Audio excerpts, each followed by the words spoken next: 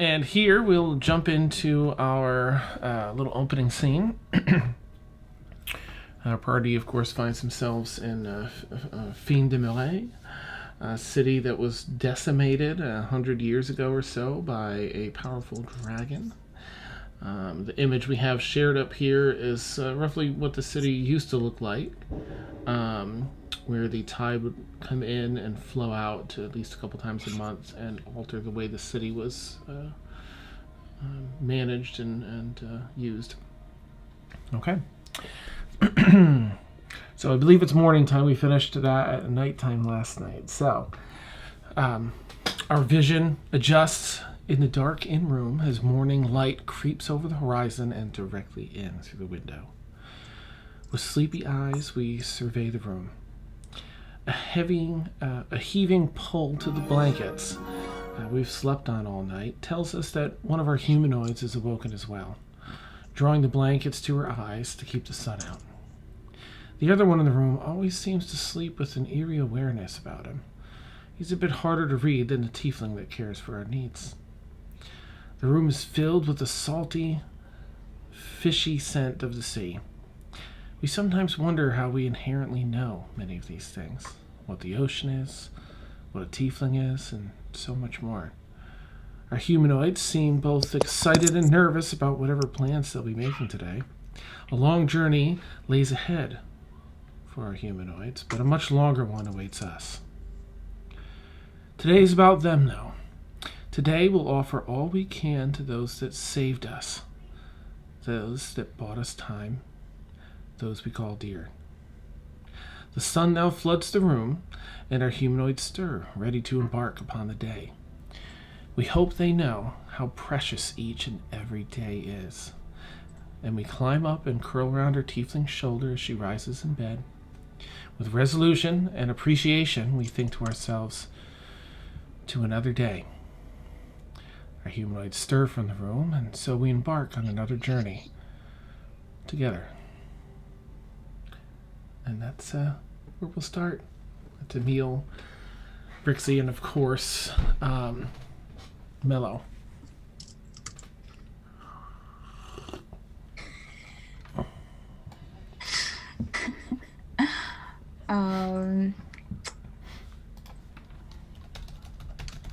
All right, so what time of day is it, Dan? Morning, whatever time you're getting up. Okay. Morning. This is the time of day when we really miss Felix. Because normally we would all get up and we would all like race down to see what Felix had made. Even if we were in an inn, he would have taken over the kitchen and done something. Yeah. So what are we gonna do? I will go up to. I will have made it downstairs, I guess, if we're just waking up. Are we just waking up, Dan? Is it that early or? Any time in the morning that you would want to get up. Okay, sure. I will go up to the bar, to my friend the barkeep. With no name. Yeah, he has a name. I just need to look it up, but Bergen. Bergen. What? So, what's the? So, what do you have for breakfast this morning? There's always seafood. He kind of chuckles. That's a mariner's joke. We have some gruel and some meal, some oatmeal, and Oh, Felix. some fresh bread. Okay, all right. Why don't we? Could you give me a big bowl of oatmeal to put on the table for my friends? Oh, sure Add thing. to tab. Of course. All right. Are we doing good on money? Are you good? You need anything? We're good. Yes. Okay, just let me know. Okay. Will do. All right. And I will. Do you have any juice or anything, or Juice. something resembling juice, or no? Coffee? You have coffee. We have a juice here. It's a bit bitter. For some foreigners don't care for it too much. Yeah. It's sort of along the lines of like a grapefruit. Okay. You have any coffee? Oh yes, of course. Okay. We run Okay, we'll coffee. take a picture of coffee and a picture of the juice too. Okay. Fair enough. Thank you, lass, for your patronage. Absolutely. And morning to you. I will go. Yeah. Neat. So he sets that up on a table nearby for you all. Mort will come down, Kaylin will dig in. have some coffee and some toast, and do the drip test on the oatmeal. Get a spoon, hold it up. Let's see how long it takes to come off the spoon. Kaylin's already eaten half the bowl. Oh, Nice. Consistency's pretty solid. It's not runny, but it's not sticking like paste either. What a like oatmeal dripping from her mouth. What are you doing, Morty? just I always try to, if you know. It's oatmeal. Sit down, eat it. Come on. Okay. They probably could have used this to rebuild some walls, but I will have some toast and some coffee. All right. Coffee is very potent. Don't eat the oatmeal. That's fine. Nice. Kaylin gets another bowl of oatmeal. I'll enjoy. Some nice wooden silverware here and nicely Staring her crafted eyes at bowls. Morty across the table. Does anyone wake up and come down to see this? To join or? Yeah. Oh, thank you. Did Brewer go down when Kaylin went down? Brew's been a little distracted, but shortly after, yeah, I'll say he pulls up a seat and looks between the bread and oatmeal for a minute. I'll go down as well in doggo form. Okay. All right. No scent, no fresh scent of sausages or really anything meat. Kaylin has some sausage in her bag. She'll give one to Blueberry. Yeah. Here, save these for you. Oh, thank you. I like sniff the oatmeal and just like Yeah. go to the sausages. All right. Neil will come in the front door at the inn, having been up for a while. Ah. Sit down, eye the gruel, try the juice kind of cautiously. Well, I sat there for about 2 hours. There are no new ships on the horizon. I hate ports. You sat there for 2 hours waiting for the ship? Everything looks exactly like it did yesterday. I'm bored. Well, there is still plenty of time for the ship to come in today that's supposed to come in. Oh, I know. I'm sure it'll come in, but Your ship will come in, Emil. it's strange being in a city and not being able to steal from people. I'm having a little bit of trouble getting used to this. I mean, no one's stopping you stealing from people. Kaylin kind of pulls her bag a little bit closer to her.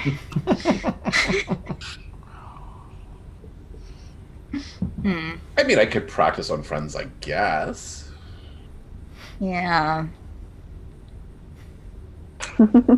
I'll eat some more oatmeal. Try the juice. It's juice. What does the juice taste like, Dan? Very Bitter. similar to grapefruit juice. Grapefruit juice. Yeah, only maybe a little more tart. Gotcha. Did the guy in the blue building say it was going to take 25 days to get to Bohn Lodihr? Mm-hmm. I think so. It's 25. Okay. I think I'll add that I think Brixie would probably come be with Emil or try to during the morning, so she'll probably be at the table. Blueberry, have you sailed before? No. I like the water though. But I'm not very good at swimming, with my little legs. Same.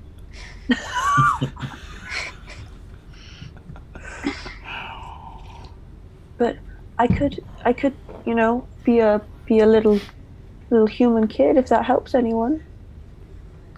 Want more on the ship?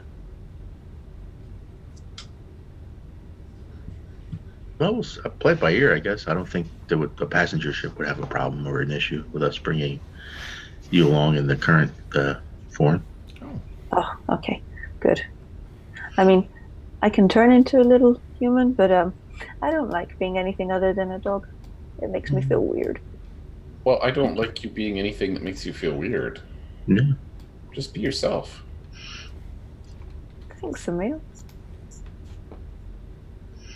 And I push him like a little bit of sausage over.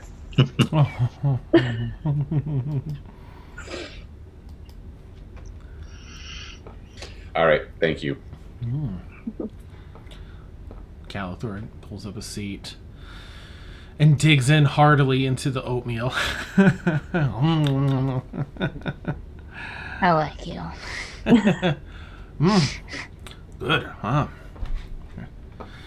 It's good. Aaron comes down a little bit later, looking very hungover. She just kind of sits down. I'll give her a bowl of oatmeal.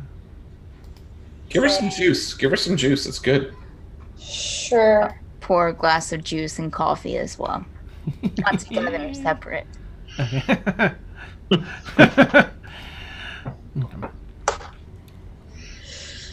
She just kind of okay, downs the juice. Looking a little rough this morning. I don't regret it. You don't regret what? I don't regret it.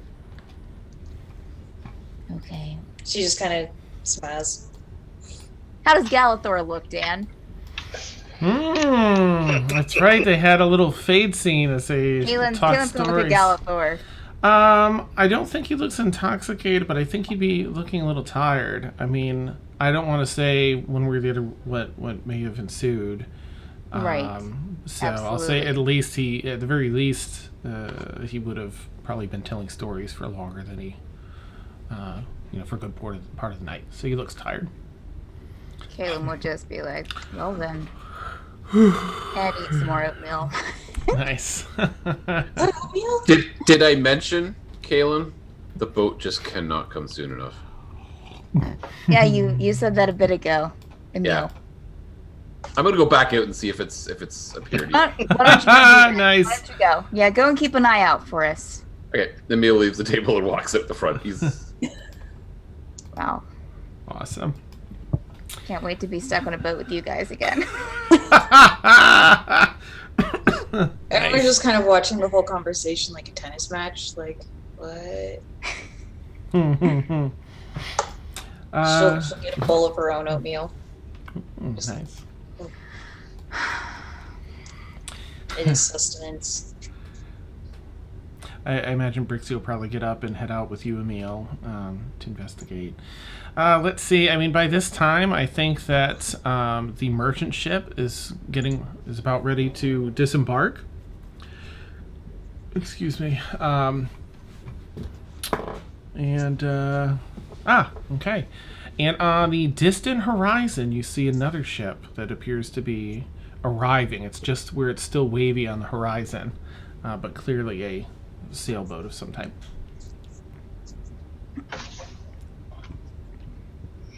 Emil's just gonna kind of stare at it and kind of do a little. Nice.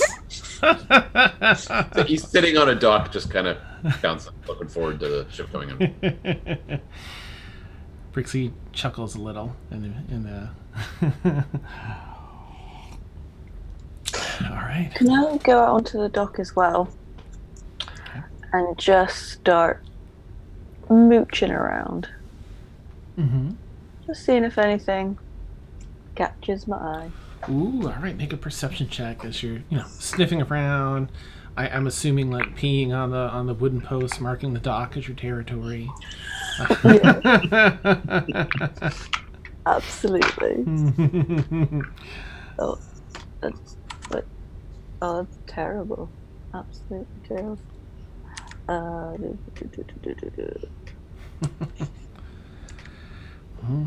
do you see investigation, Dan? Yeah. Okay. Yep. You can do that. If what's your passive perception? 13.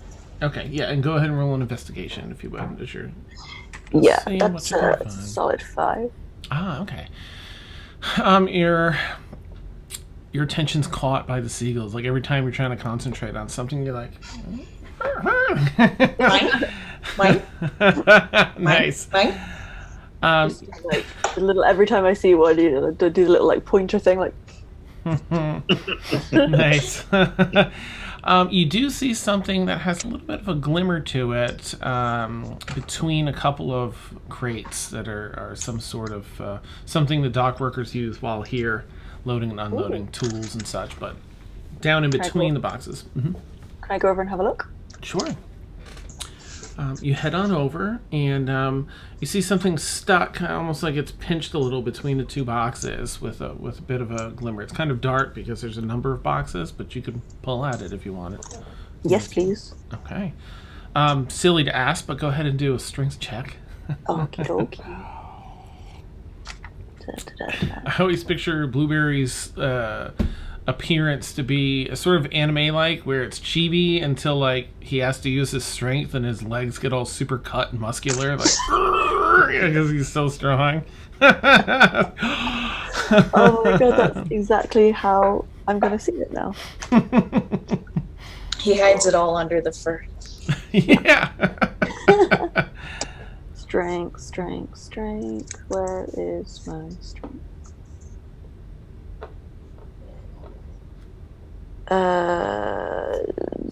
19. Ooh, nice. Okay.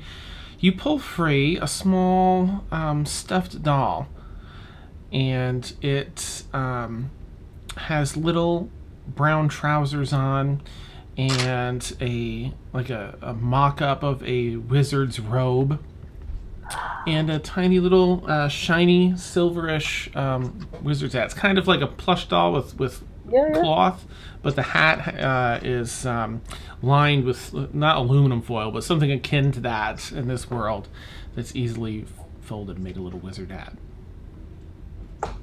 I'll pick it up in my mouth. Okay. And I'm gonna walk up to Emil, like lay down by the side of him so like my legs are kicked out of the back, and just start chewing on it. Nice. Awesome. All right. And just like, look what I found. Is that clean? Do you want me to try and clean that up? No, it's mine. Don't you touch it. Okay. Oh, okay.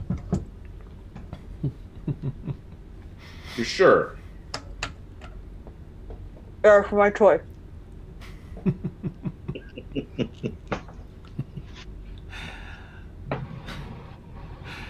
Excellent. All right. And so the three of you hang out there as the merchant ship departs, and the other sailboat is ever approaching, ever drawing closer, rather. I think inside, Galator is probably taking seconds of oatmeal, rubbing his eyes a bit, working his second cup of coffee, almost definitely. Gosh, I forget what he was going to. I'll look that up in a minute. Yeah, Aaronwyn is also downing coffee like it's water, and eating quite a bit of food, and kind of like in between letting the food settle into her legs. She's just kind of like she's gonna kind of frostbite over the top of the table, just like frost it over, and then just kind of randomly draw in the, like when your car window has frost on it and you just draw on it like that. Mm-hmm. Just gonna kind of do that. I don't know if anybody would notice, but she's drawing a few funny scenes from Galator's stories. Oh. Just like she'll just draw one, kind of laugh, and then do it, and then do it again. I don't know if you established Brixie's location, but I'm kind of cute. I don't. We had you with a meal, and then eating breakfast with everyone, and then out on the docks with a meal as you're waiting, looking for ships. But if you want to do something different, that's definitely fine. Okay. Gallagher That turns. sounds about right. So. Oh, okay. All right, neat. Gallagher turns to those at the table. So, which of us is going to speak to the captain? Are any of us more persuasive than others? I mean, I can do it, but I'm not persuasive. I can come with you. I don't mind. She's still trying. I should probably check his charisma before I say anything. I mean, of course I'm persuasive. It just doesn't always work. You're the dwarvish persuasive, and that is the best. It is my favorite. Yeah, words don't come as easy as fighting. So Sometimes fists are better. yeah. I'll come with you though. Great. People listen. You're very persuasive. Helps being a people person. Yeah.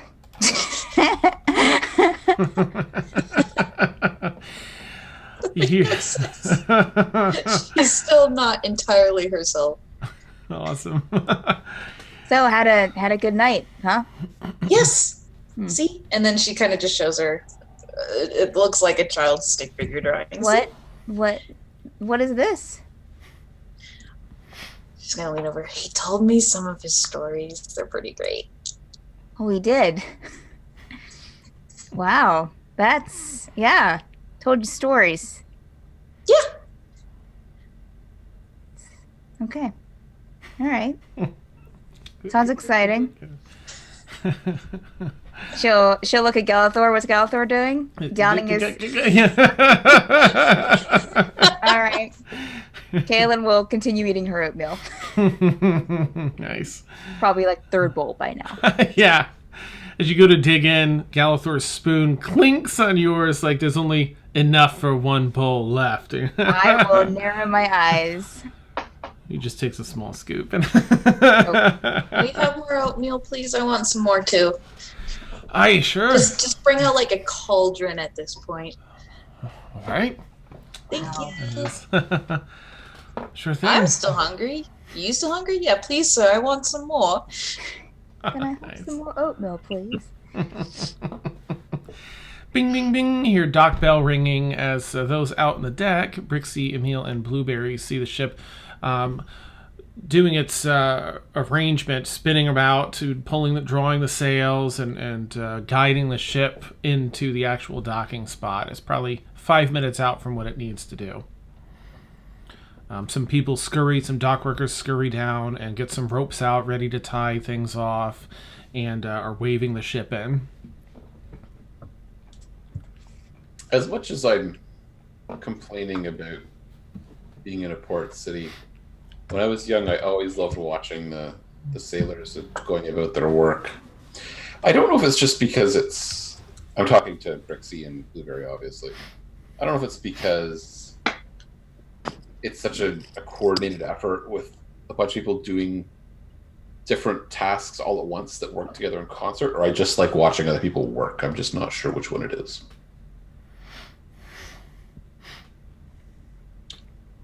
Do you like watching whilst I'm chewing on this dull thing, do you like watching other people work? So, because you're not working, does it make you feel better? Yeah, probably that's it. I get that. And I go back to chewing it.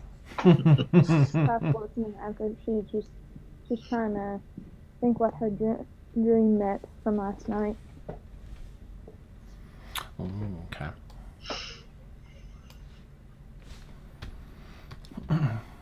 All right. The boat pulls in. It's a rather large boat. Different in configuration than the merchant ship, of course. This one feels like it sits above the water. Probably at least another level, another tier, likely for cabins and such for travelers. As the gangplank is set down, the boat is tied off. Gangplank's set down. Everything's set and ready. There's a lot of hustle for good 20, 30 minutes as everything is readied, and some passengers start disembarking. Just a handful, maybe 6 or 7, that appear to be travelers, in that they're wearing foreign clothes. They have some foreign, accents, and find their way over to the dockmaster's building as they disembark. Finally, let's see, they're probably not going to leave yet. Some of the ship, the crew, starts disembarking, and they head directly to the tavern.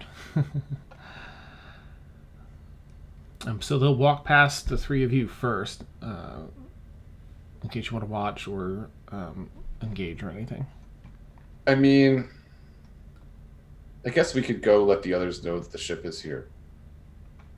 I kind of like just sitting here, though. What do you think, Blueberry? Yes, I like it. Perfect. Well, they'll come out eventually. There's really only so much of that oatmeal and juice you can really ingest, I think. So they'll be alone.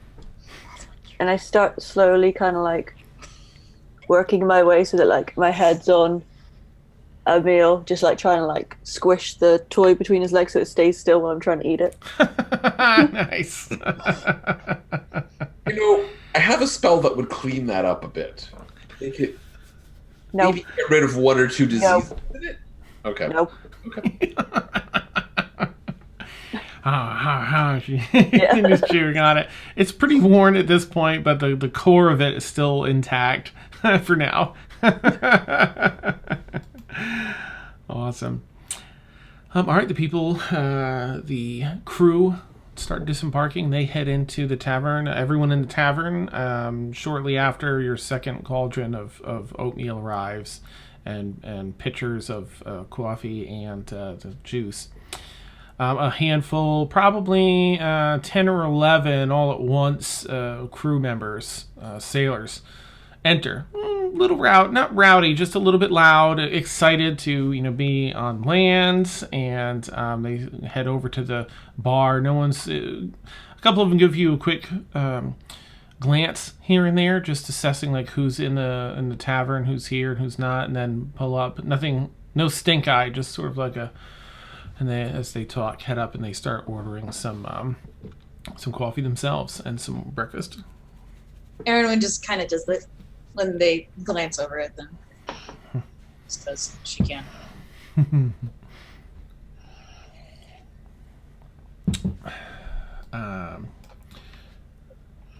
Well, I guess Caleb will finish up her oatmeal and probably figure that seeing the crew come in, that some ship has come in, obviously. Well, it looks like the ship I've got here. I think I might head outside and see if where Emil and them are. Let me finish up and then I'll. Yeah, I'll just leave you two here. Is Brewer still at the table, Dan? Yes. We'll just let you two catch up on your breakfast. I'll motion for Brewer to leave with me. Okay, he kind of acknowledges and gets up to even like grab his arm and just be nice. That's perfect. I like that. Erwin just kind of like, what is everybody acting funny for? I don't know, Galator says. But more oatmeal for me. Fills up another bowl. Sorry, Galator. You're apparently an oatmeal fiend this morning.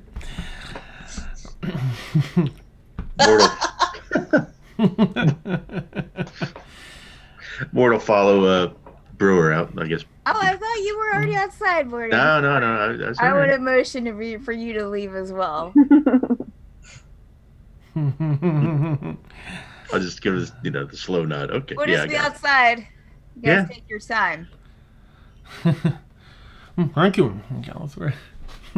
As they go, my rune starts glowing as I subtly cast message to Mort and just go, why is everybody acting so funny?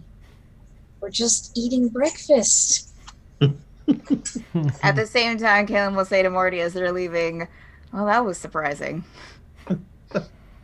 Well, I mean, so I don't know if it was her first time drinking or just everybody's do their first time. I mean,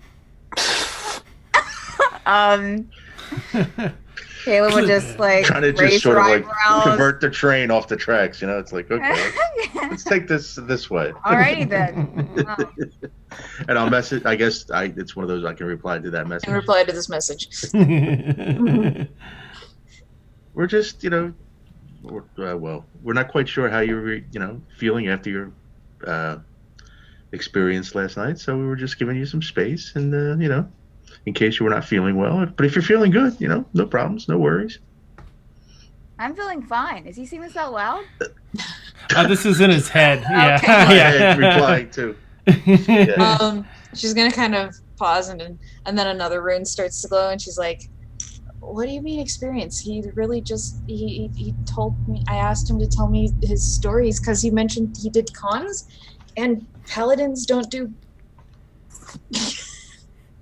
That's I think that's the word limit.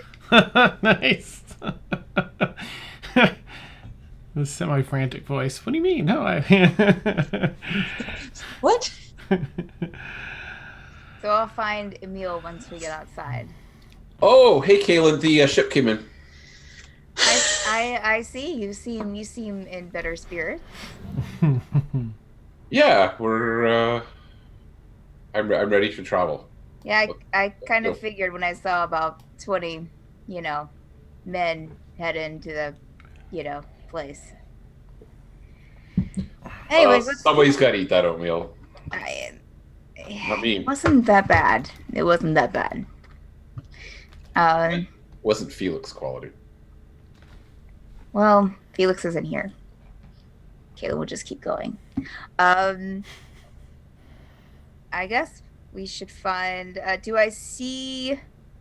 All right, so I guess I'll just go to the dock, Dan, and just see if I can tell if someone captain booking authority.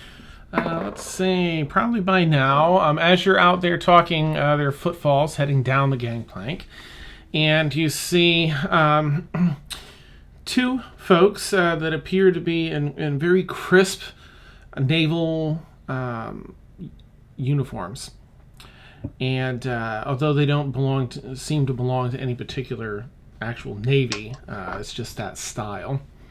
There is a male turtle, which I don't think. I think they're fairly rare. I don't know if any of you would have seen those. You can figure that out for yourselves if you want. And he has sort of a very dark blue outfit with a red sash along his waist. And an open vest, and the vest is also dark blue. There's a whitish, but it's kind of worn from being at sea, t-shirt of sorts underneath. Next to him is a female water genasi, also rare. So I don't know if any of you. Well, yeah, of course you would. Duh. Anyone that's been in the party since Rhineland would recognize this, as she has the flowing. The hair that seems as though suspended in water. It's stark black hair, though, in contradiction to the greenish aqua colors to her skin. Hazel eyes that you can spot from afar. They almost have a soft glow to them. Very light, white, breathable clothing. Walking next to him. Heading down the gangplank. They both look sort of official, like maybe they are in charge or know someone in charge. Dan, would Bertie know what a water genasi is from the Feywild? You roll a history check, and it'll be like your personal history. If you get higher than a 10, then you've encountered one. I don't have my round dice, so I have to roll some rounds. Oh, 10. Ah, okay, nope. Curses. Okay. Okay, Bertie would just look at it, very curious to know, trying to figure out what it is. Because she doesn't know what what race she is. Yeah, I cannot talk.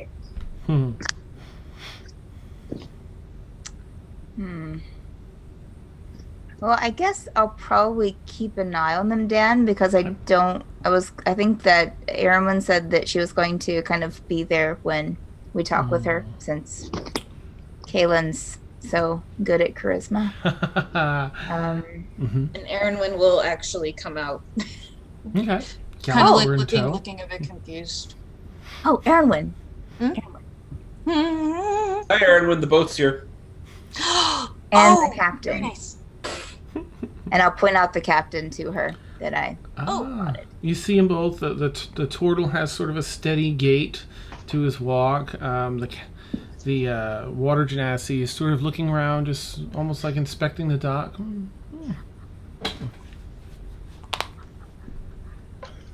You ready? Is Galathor with her, Dan? Yeah. Okay. You guys ready to talk with the Erin one? She's pretty. Oh, yeah. We actually used to have someone that traveled with us that was the same. Similar. Wow. That is cool. Rinwin was her name. Okay. Okay, well, all right. Well, I think that we should probably go up and let's go. And Kaylin will start walking up to them. I'll walk beside her. Okay. You head up as they reach the bottom of the gangplank and begin walking down the dock towards the dirt path that splits off to the tavern and the dockmaster's abode. Erin will wave and go, "Ahoy, Captain!" and see which one of them answers. Okay. They both look over, and the water genasi sort of investigates a little bit. Kaylin will look as tall as she can. Nice. The turtle. Quick, out of character Oh, yeah. question. What was the captain's name again? We've been told this before. She was Colin. Moretta Colin.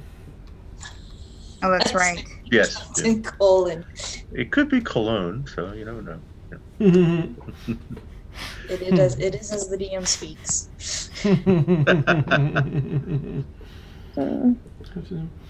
The turtle turns and says, and what's your business today? We are, and I kind of gesture to them, and we and a few of our friends are looking for passage, and we were told you were a passenger vessel for hire. It's sort of like a long length of straw in his mouth. Erwin's Yeah. doing her best to not stare. This giant walking turtle. Yeah, he's a bit on. I mean, it's tough to tell with turtles anyway because a lot of their features mimic older age, as he has some of those the heavy brow that has a few creases in it, in the heavier face with some jowls. And, that's what we do. Come on in to the tavern, I suppose. Talk some business. Okay. Absolutely. And he looks up to the captain, the woman that you assume is the captain there, and nods. And she heads off up to the Port Authority's building, and he heads over to at his pace. He heads to the tavern. I'll walk beside him and just kind of nod in greeting and go, "My name is Erin. What can I call you?" Kind of looks back as he's walking in a bit of a slow manner, not too exaggerated, but it's a pleasure to meet you. My name's Lionel. Lionel Moran. I'm the first mate of the Leaside. He pulls up a seat at the bar.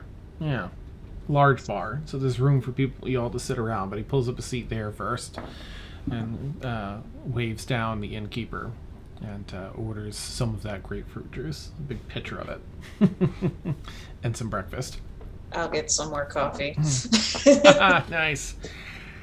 Oh, I think he'd get up and ask then, he basically going to order his food, and he turns and asks him, pull up a seat then, or gestures to a table nearby. Bless you. I will kind of motion to the barman that it's one to add it to our tab. And you say that to the barkeep? Yeah. Okay. Lionel gives a slow, like a fierce look of determination and not determination, thanks. Like it's not your pleasant thank you. It's just like, pulls up a seat. All right. And he has to sit way in the edge of the seat because of his shell, of course. Well,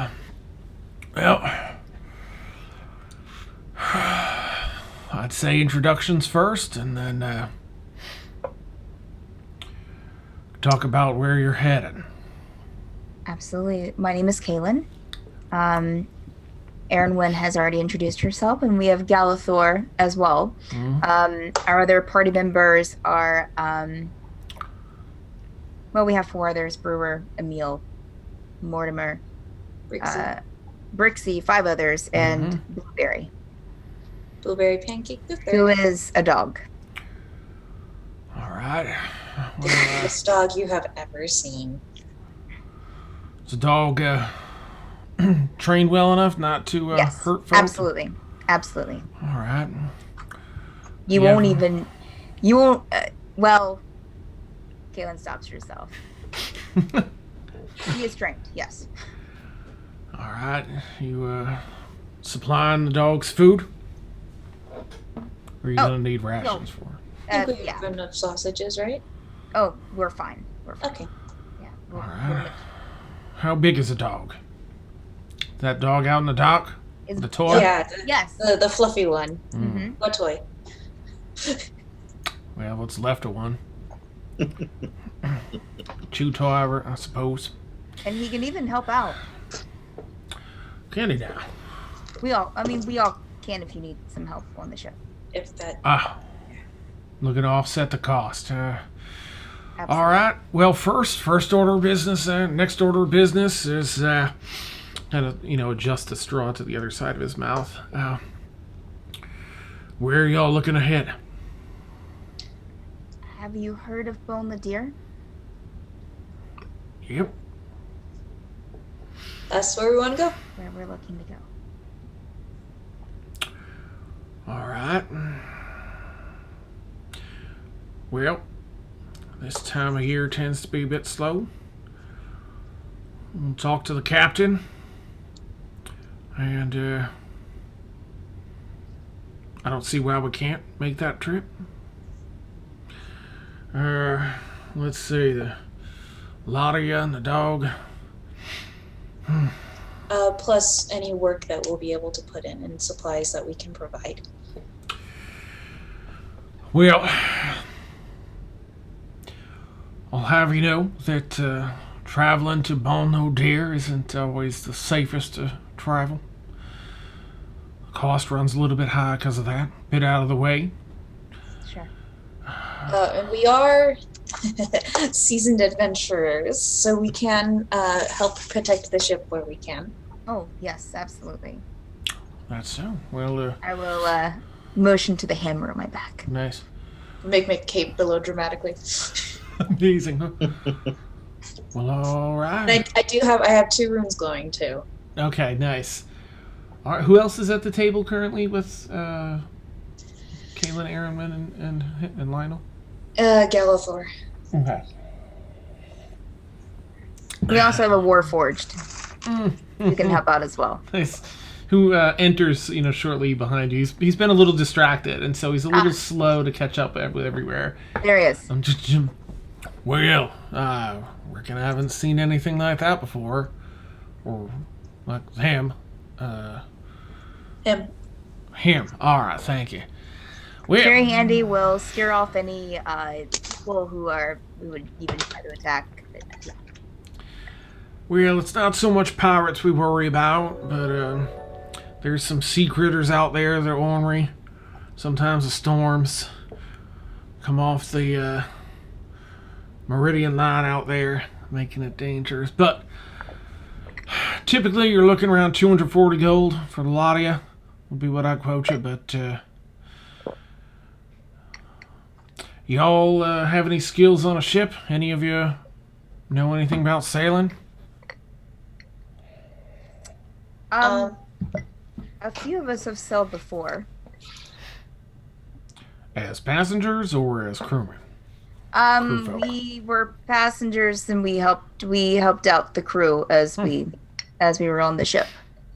I have minor experience working with navigational equipment, fixing them. Helped Here we fix go. the navigation system on on the ship that we were traveling on before.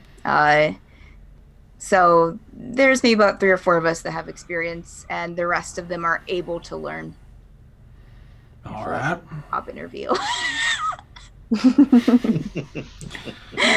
Well, my 3 worst skills are nice. Yeah, we can learn. A couple of us can fly. We have several magic users. And of course, the adorable dog that's good for morale. Yeah, something cute like that's usually pretty good for morale.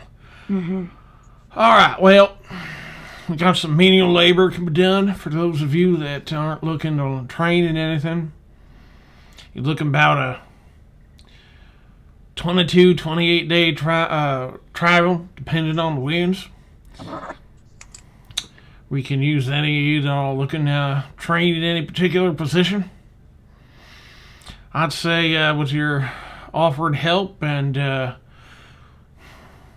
keeping your end of that bargain for the remainder of the travel, we do about 180 gold pieces. A lot of you. That's extremely reasonable. Yep, we're reasonable folk. Inwardly, Aaron is like, 180 gold? But outwardly, she's kind of like, okay. Now, you have yourselves your own cabins. We aren't particularly overbooked. We got a handful of folks leaving from this port. And food will be cared for. Now, for those of you not very familiar with sea travel, you'll have about a week's worth of what we call the finer foods that we'll pick up here from this here tavern. But most of that spoils after some time, and we'll be looking at rations, a lot of dried meats and such after that. So, just to prepare you. Absolutely. All right. I lean over to Kaylin. Feel recipe. You what? He did teach me a recipe. Do you think I'd be able to try it? Sure. Cooking isn't too dissimilar from alchemy. No. I think you'll be fine. Okay. All right. Well, 180 gold pieces due up front. If you don't follow through with your assistance, or we find that your just work is done too poorly, then you'll be looking at that 240. Absolutely. But we're reasonable. We're not going to be picky. And we just need to find a okay from the captain. Okay. All right. She'll be here momentarily, I'm sure. Just checking in. The Port Authority. Thanks again for the meal here. Thank you. I will offer my hand. Slowly pulls his hand out, and it's got like a really chubby hand with little tiny stubby fingers on it. So it's kind of like more like a ball than a fist, like a hand. But all right. I will shake it firmly. Okay. Looking him in the eye. All right.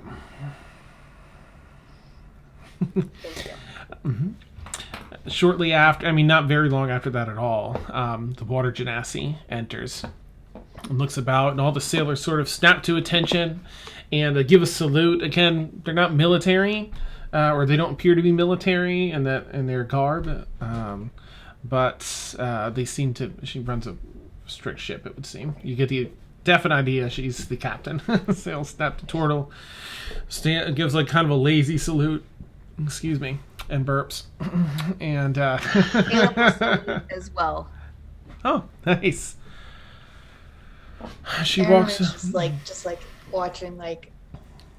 This is great. Nice. At this point, I think Brixie, seeing everybody go into the tavern, she will go back to the tavern. She would let Emil and Blueberry know where she was going. Because generally she wants to see the reaction of the captain, just to see if... I'm just doing an experiment. Right. Brixie's trying to see whether it be herself or be a cat. Okay. You see that scene unfold just a little bit behind. As you're watching in, the door's still open, slowly closing as the Water Genasi entered. You see the sailor step up and salute. You see the rest of the party at the table. For those of you inside, as the captain walks in, her hair is maybe, I don't know. She has, well, you know what? About Beth's length of hair. Okay. Essentially the same style, except it free floats up in the air like the water. She walks forward, it kind of floats to the back, and when she stops, it, follows the motion and stands upright. And, nice. Thank you, Beth. Yeah. Awesome. But she has a jollier look in her face. She's not that stern or strict like the turtle, and she's sort of like gives a salute back, a crisp salute back to the sailors, and walks over. But Brixie, that you see that as the door closes. Do you? And so you can. I enter. Peekily try to not squeak the door, but I just wanted to see where she was at, and then try to sneak in. Okay. Make a quick stealth check as you're sneaking in. You do see her. She peek open the door. You see her walking over towards the table with your party members. Ooh. Okay. 17. Okay, you sneak in super quiet. There's plenty of noise in here. 2 successful stealth checks in a row. Yay. Happy. She walks with her hands clasped behind her back over to the table. And just stands and approaches looking down. Well, good day to you all. Morning. Good morning indeed. May I pull up a seat? I will. Yeah, I will make sure that there's a seat available. Oh, good. Thank you. She pulls up a seat. And she has sort of like a handsome beauty to her face, sort of more rugged, kind of masculine features to her face and stuff. But pleasant looking woman. She seems to be a little bit on the taller side for a humanoid, maybe upwards of like 5'11", 6 feet tall or so. She has a very not towering, but an impressive gait to her as she walks. She can clearly take care of herself, but very light expressions on her face, jovial almost. She pulls out a seat and twists it sideways and sits down. Well, she looks over to Lionel. It's like, well, there folks are looking. These folks are looking for passage. Came up front, gave them the deal, heading to Bohn Lodihr. Reckon we could use the fare. Kind of doesn't say that quietly, but tries to. Use the what? What did he say, Dad? Use the fare. Oh, yeah. Oh, yes, well, certainly we can do that. Oh, so do, where my manners. My name is Captain Moretta Colin. It's a pleasure to meet you all. Pleasure to meet. I will offer my hand for a shake. As she reaches her hand out, the very light, silky cloth. It's a pleasure. And you are? Erin Lynn. I'll shake her hand as well. Ah, yes. Erwin. I'm sorry. I didn't know she was going to say That's awesome. She cuts in Everyone front. just reaches in. That does feel Aaron-esque, so that's kind of caught up in a moment. And Gallagher, and then a few of our other party members around the place. Brewer. Brewer. Oh, well. Yes. What an interesting group of people. We do love interesting on the Leaside. They're very capable. We can help defend. We can also help on the ship. A few of us Wonderful. have sailing or have sailed before, so we can absolutely help out. And those who have not are definitely very capable of learning. I see. And have you given them a quote? She looks to Lionel.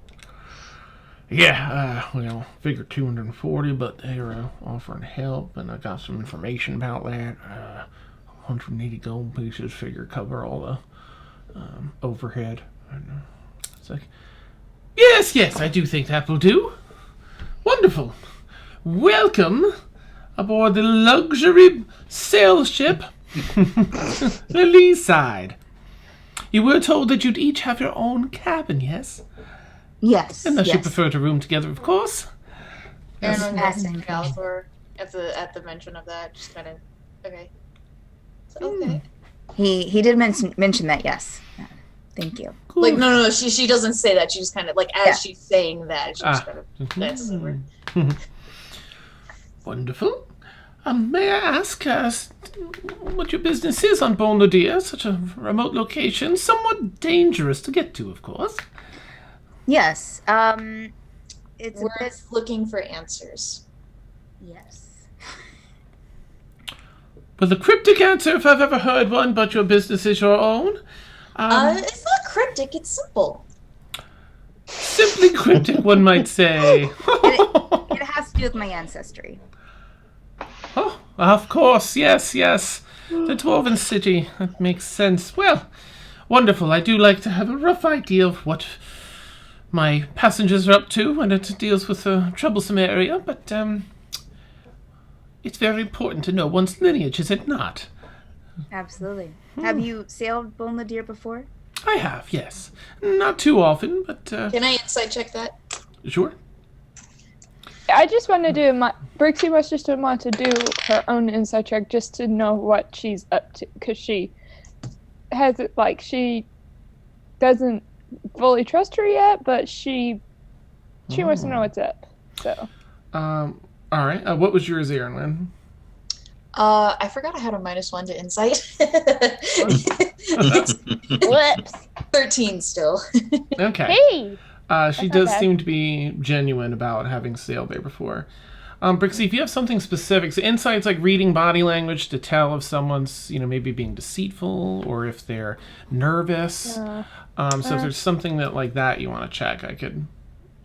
Just her body language. Mm-hmm. What would you like to determine? Like if she's nervous about this or if she's, Yeah, like if she's not telling the full truth about travels. Okay. 22. Okay. Yeah, she seems to be truthful. She seems to be exuberant almost. She apparently, it would seem she likes her work and has done it for quite a while. I'm going to quietly, because Brixie moved towards like the back of the bar, and then she's going to join. She's going to sit by Erwin quietly. So how long have you been sailing, Captain? Oh, well, that might almost be akin to asking me my age. Let's say For a while, then. a while, yes. Understood. You're in good hands with me and my first mate here. At You least, both seem very capable, as well as your crew. yes, fine group of people, handpicked and trained by Lionel here and myself. They seem to respect you. Yes, very important when running a ship. Absolutely. Well, Better to lead by respect than by fear. oh, absolutely. Could not agree more.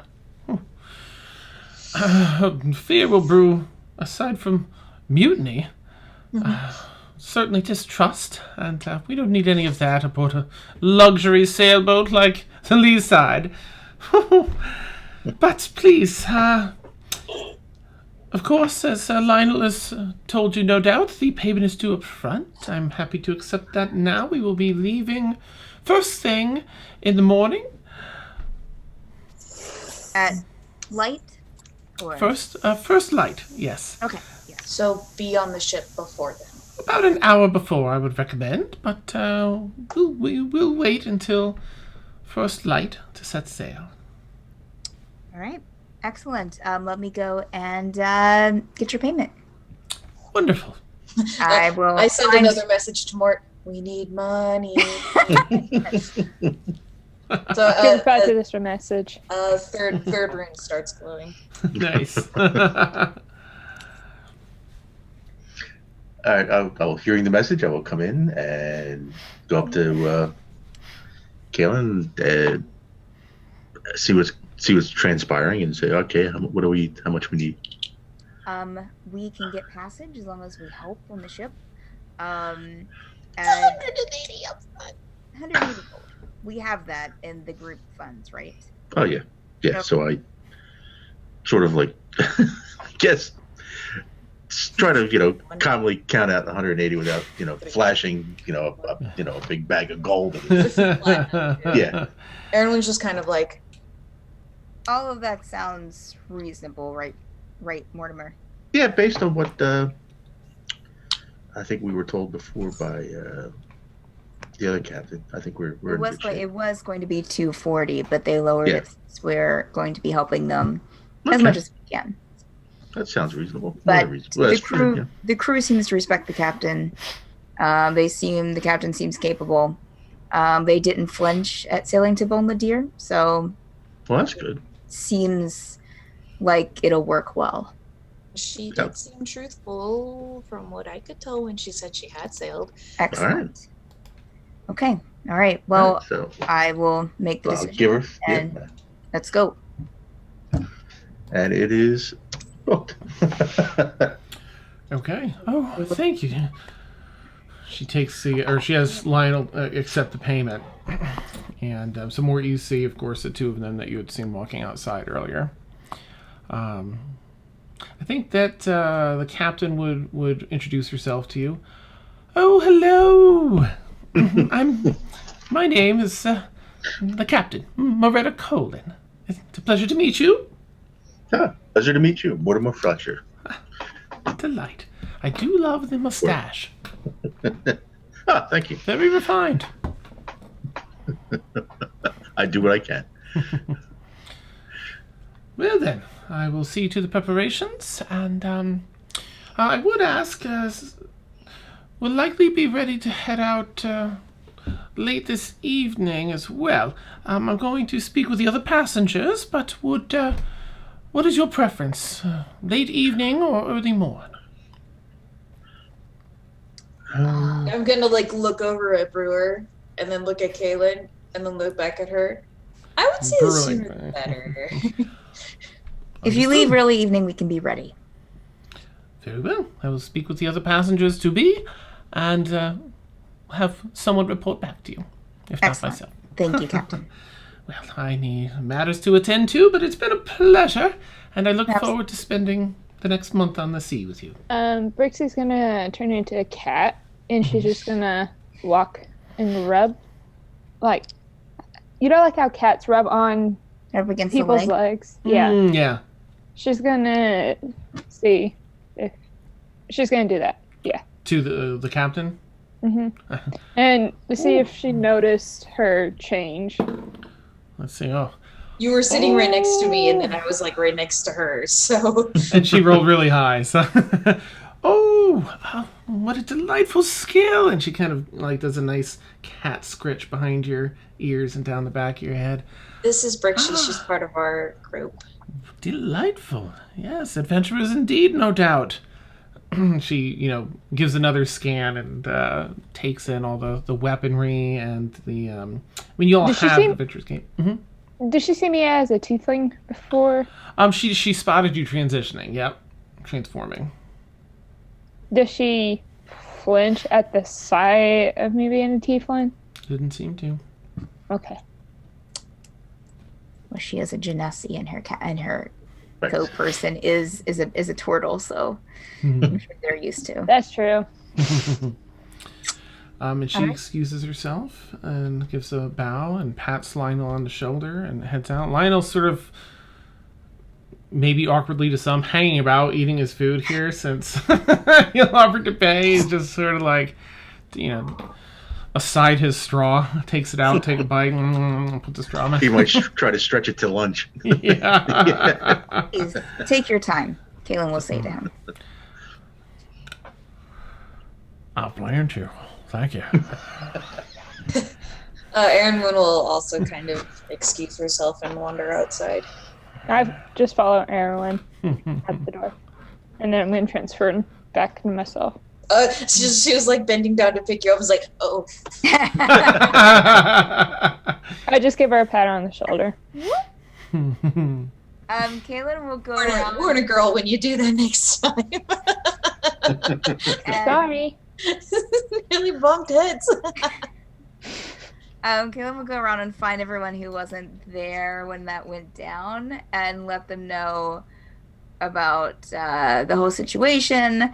That she feels good about the captain, that she feels good about the crew. How does the crew, before I exit the tavern, how does the crew look in there? Do they look not too, like you said, they're a little rambunctious, but not too rambunctious, right? Yeah, they don't have the appearance of brigands, thankfully. Okay. They seem to be, they've been sailing. I mean, they sail in these clothes for however long. There's only so much washing they're able to do out in the sea, but Yeah.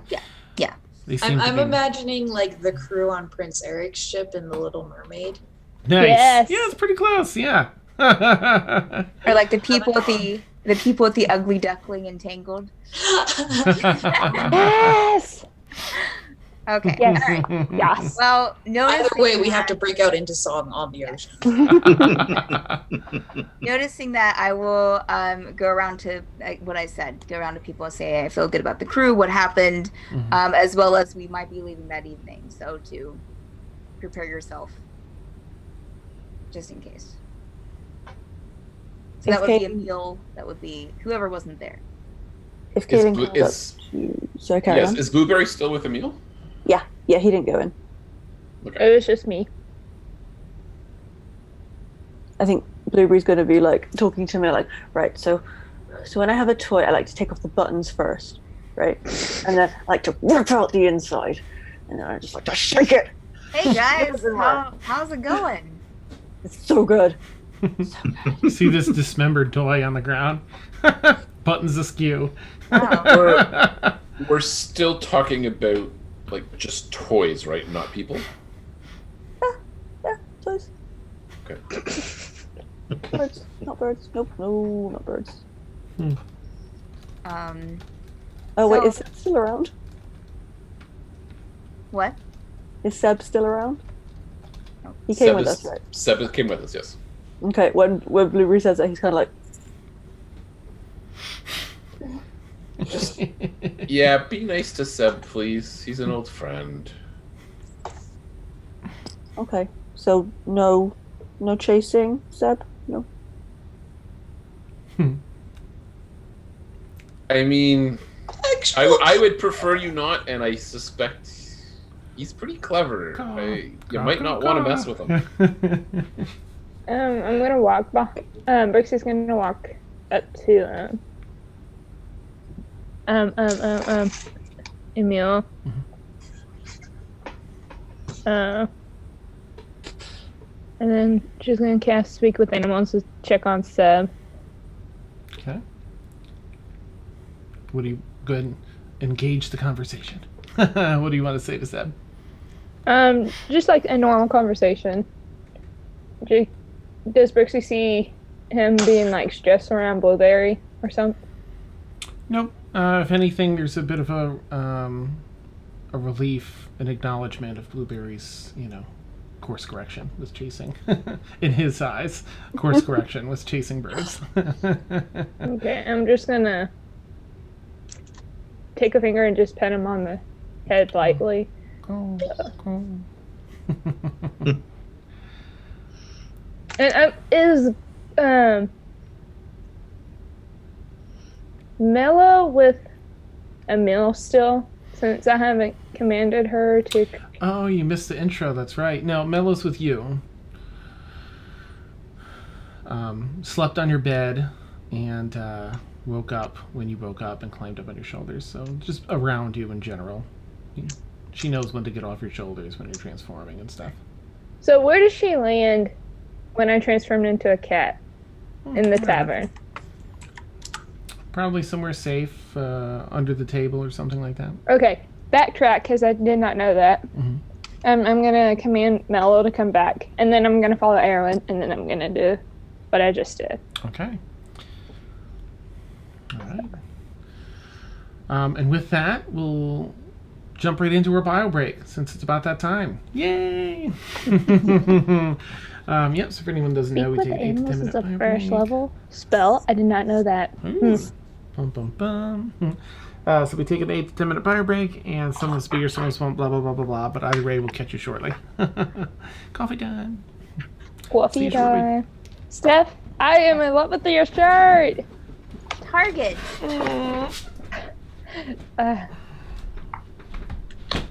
I like it. Beth, how are you? Good. I was I'm gonna say good. tonight, but it's the early morning for you, so. Yeah. I think. Hang on. Is the sun up? Oh, the sun's getting there. So it's about 5, almost 5. Yeah, it's 4:30. Dang. I don't know how you do it. You're a trooper. Every week. I just never do anything on like a Saturday morning. I just then go back. Literally, like we finish the stream and then I just go straight back to bed. Nice. Yeah, I'm excited for next week. Is next week Hamilton? No, Hamilton. I can tell you exactly when Hamilton is. Because I made a countdown for Hamilton. Woohoo! 24 days until Hamilton! Yay! So what's next week? Anime a convention. Nice. I'm going to an anime con like 35, 40 minutes away from me, so. Oh, awesome. So.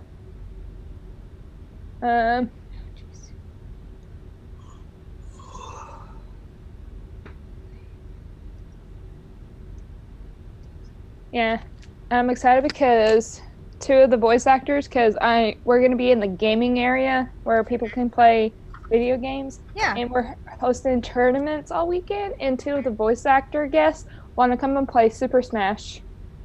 Oh, nice. Yeah. Ugh.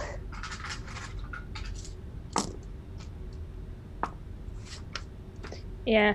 Xander Mobius is one, and he's the announcer in Smash, and he voices Joker in Persona 5. Oh, wow. So the announcer for Smash is gonna play. And then That's awesome. the other voice actor, his name is Billy, and I forget his last name. But he does this thing called Can You Beat Me in Smash? So it's gonna be fun. And then Christopher Weecamp, who voices Azawa from My Hero Academia, is gonna be there, and that's my one guest that I really want to meet. Oh, cool. Oh, I forgot! Holy smokes! I forgot a new anime called what am I did? It's a firefighter anime. Oh. Ah, and it looks really cool. And it just premiered today. Oh, awesome. Oh, it's Fire Force. That's what the show is called. Mm-hmm.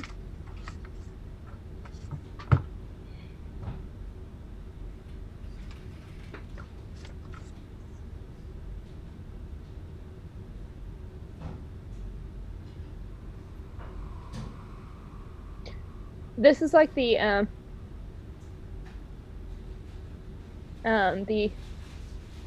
little submarine on his first day with Special Fire Force Company 8. Shira Kusiba, I can't pronounce Japanese names to save my life. A third generation pyronetic who is able to produce flames from his feet meets his fellow company members and begin to fulfill his wish of becoming a hero. Nice. Oh, I wonder if they have the simuldub ready. They do! Yes, because Christopher Weekamp does one of the dubs for the. Oh, it's only in English. What? That's awesome. Because Christopher Weekamp does one of the voices for the show. I'm excited. It looks like a really good show. I need to add it to my queue. It's a brand new anime too. Isn't your queue like 700 shows long right now? I can tell you exactly how many shows I have because I have the Funimation app. Yeah. Hope you can hear the little ding ding. Yep. Funimation is life.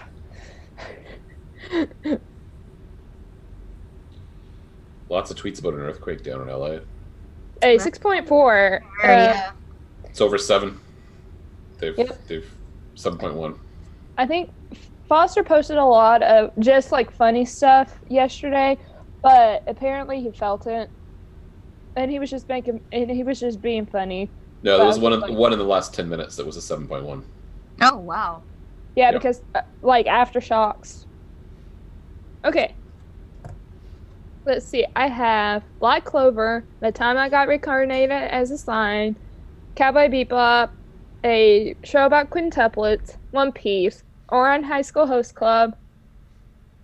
Wait, 1, 2, 3, 4, 5. Yeah. Assassination Classroom, My Roommate is a Cat, both of the Fruit Baskets, so that's 10. Princess Jellyfish, Time Travel Girl, Interviews with Monster Girls, My Hero Mix, After Lost, Tokyo Ghoul, Attack on Titans, Steins Gate, Fairy Tail, that's 20, and then The Helpful Fox, Cynical Sun. So I have 21 in my queue right now. That explains why I have a high barrier to entry, why I'm intimidated by it. So there you go. Trying to and watch an anime? There's so much. There's so much, yeah. Yeah. Yeah. Fairy Tail and One Piece are the most intimidated animes to get into because they have so much. They have a lot of episodes. Mm-hmm.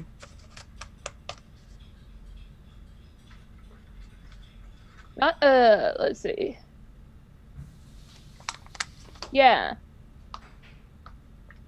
Fairy Tail has 315 episodes with only 9 seasons versus One Piece. The last time I checked, they had they have 13 seasons, and they're still going with the 13th season. Let's see, has it updated yet? Because they were up to 890.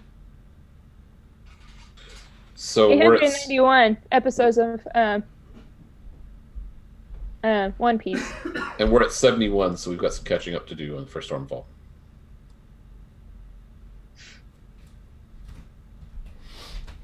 Yeah. It is the what? See, oh.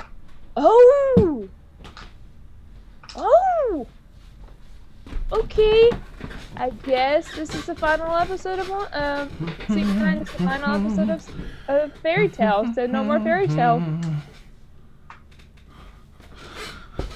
Oh, thank you, No Marbles. What up, Gnome? I don't have chat up. I should, but I don't. He shared rewards with 10 other people in chat with everyone. It's amazing. Gnome! He's a very generous gnome. Indeed. Dan, I do apologize for being late. I totally forgot because Monday threw me off and was just like, oh wait, we don't have a game. I was like, oh wait, it's Friday. We do. You're entirely fine. We had one at the beginning of the week and now at the end of the week. So, and also I've been obsessed with Beetlejuice all day. Mm-hmm. I started watching it. I think I'm halfway there because they did the Deo song where the Adam and Barbara tried to possess the house, and then the banana song. So, yeah. Awesome. And also, Beetlejuice is a musical too. For real? That's awesome. It is amazing. Look, guys, more garden berries. Nice. Look at the size. Oh, no kidding, huh? Those are beautiful. Nice. And there's more. We have like a jungle out there. There's so many berries still. They're porn-sized berries. I forgot that a new anime came out today called Fire Force. So I just added to my queue, Bohn. So that's 2, 4, 6, 8, 10, 12, 14. Who do we appreciate? And then a new season of My Hero comes out this fall. When is the second season of One Punch Man coming out for Netflix? I guess they never renewed it. 2, 4, 6, 8. That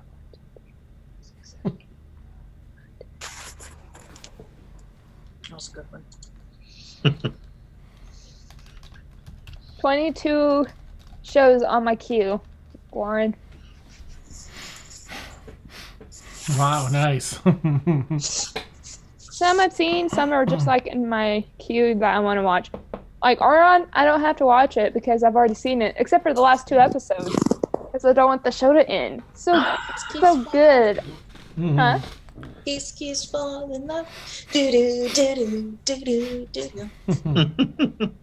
Okay, so the anime convention that I'm going to, I want to find a booth that has a little Usa-chan. So I can just buy the wig, buy the uniform, and I'll be Honey Senpai. I have a new Usa-chan. Oh, thank you so much. No. Yay.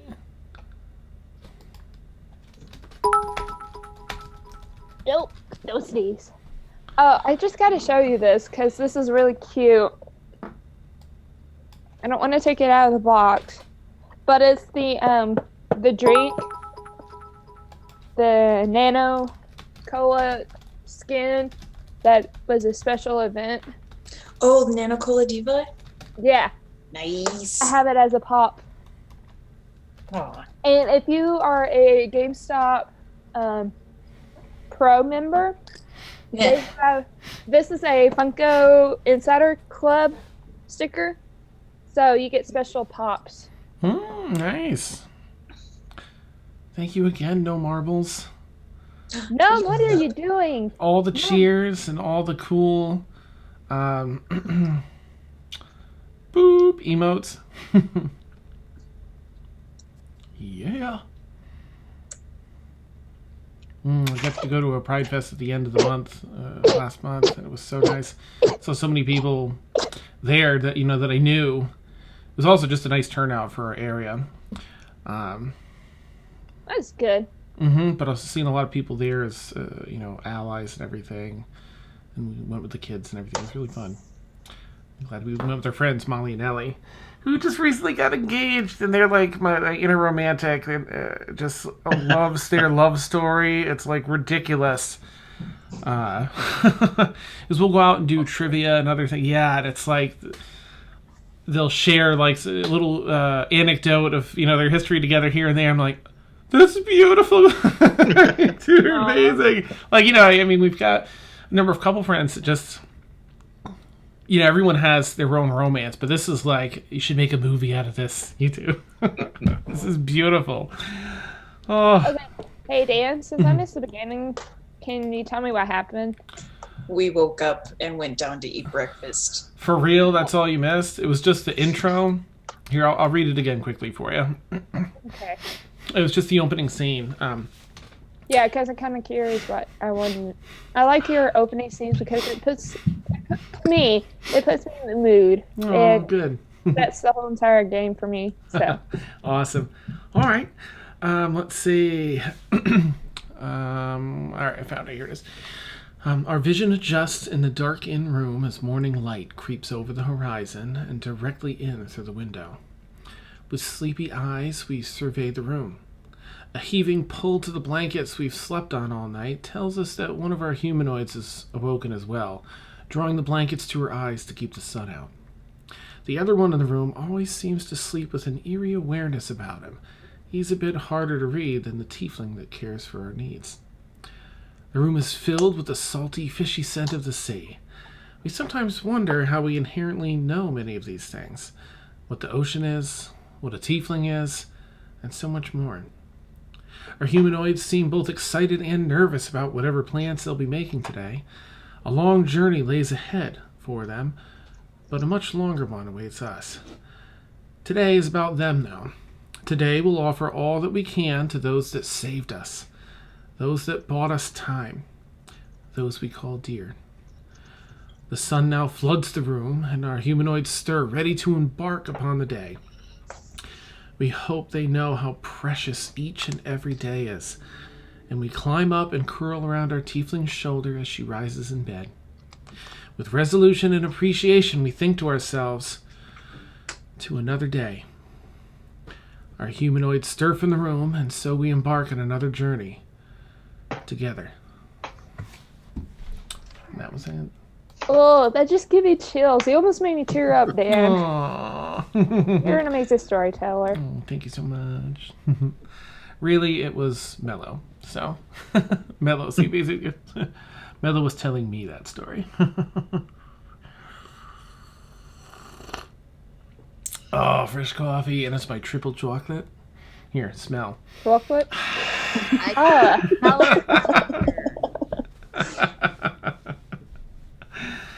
All right, well, looks like we're all back. So I guess we can jump back in. You know what I think I might do? There's this cool thing that some folks do when they return from breaks, and they're like, "What up? We're back from break." That's like a second post, so maybe I'll do that. I don't know. What do you all? Oh, snap! I know what I'll do. Come on. Oh, snap! So this here is, again, a sort of generic. I have yet to actually properly update it.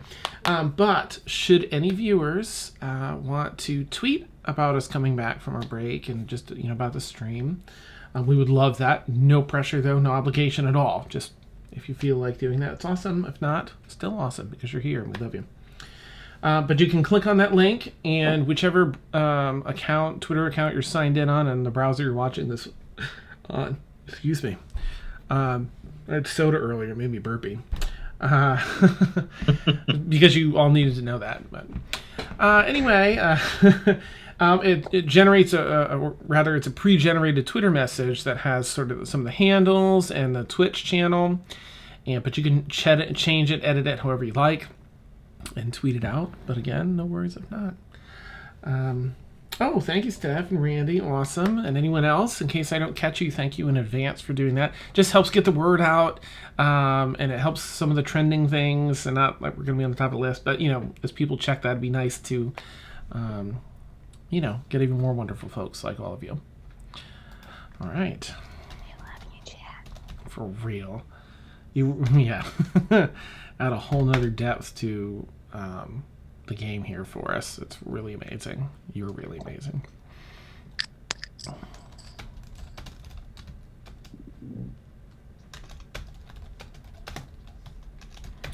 If only I could type, this would take much less time.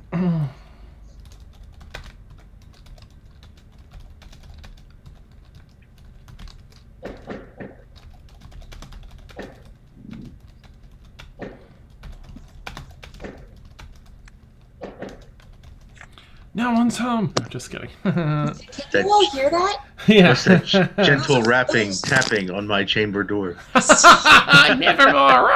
I'm Stab. sorry. That's people in the neighborhood shooting off fireworks. Oh, really? Nice. No, Yeah. it's not Seb. It's not Seb.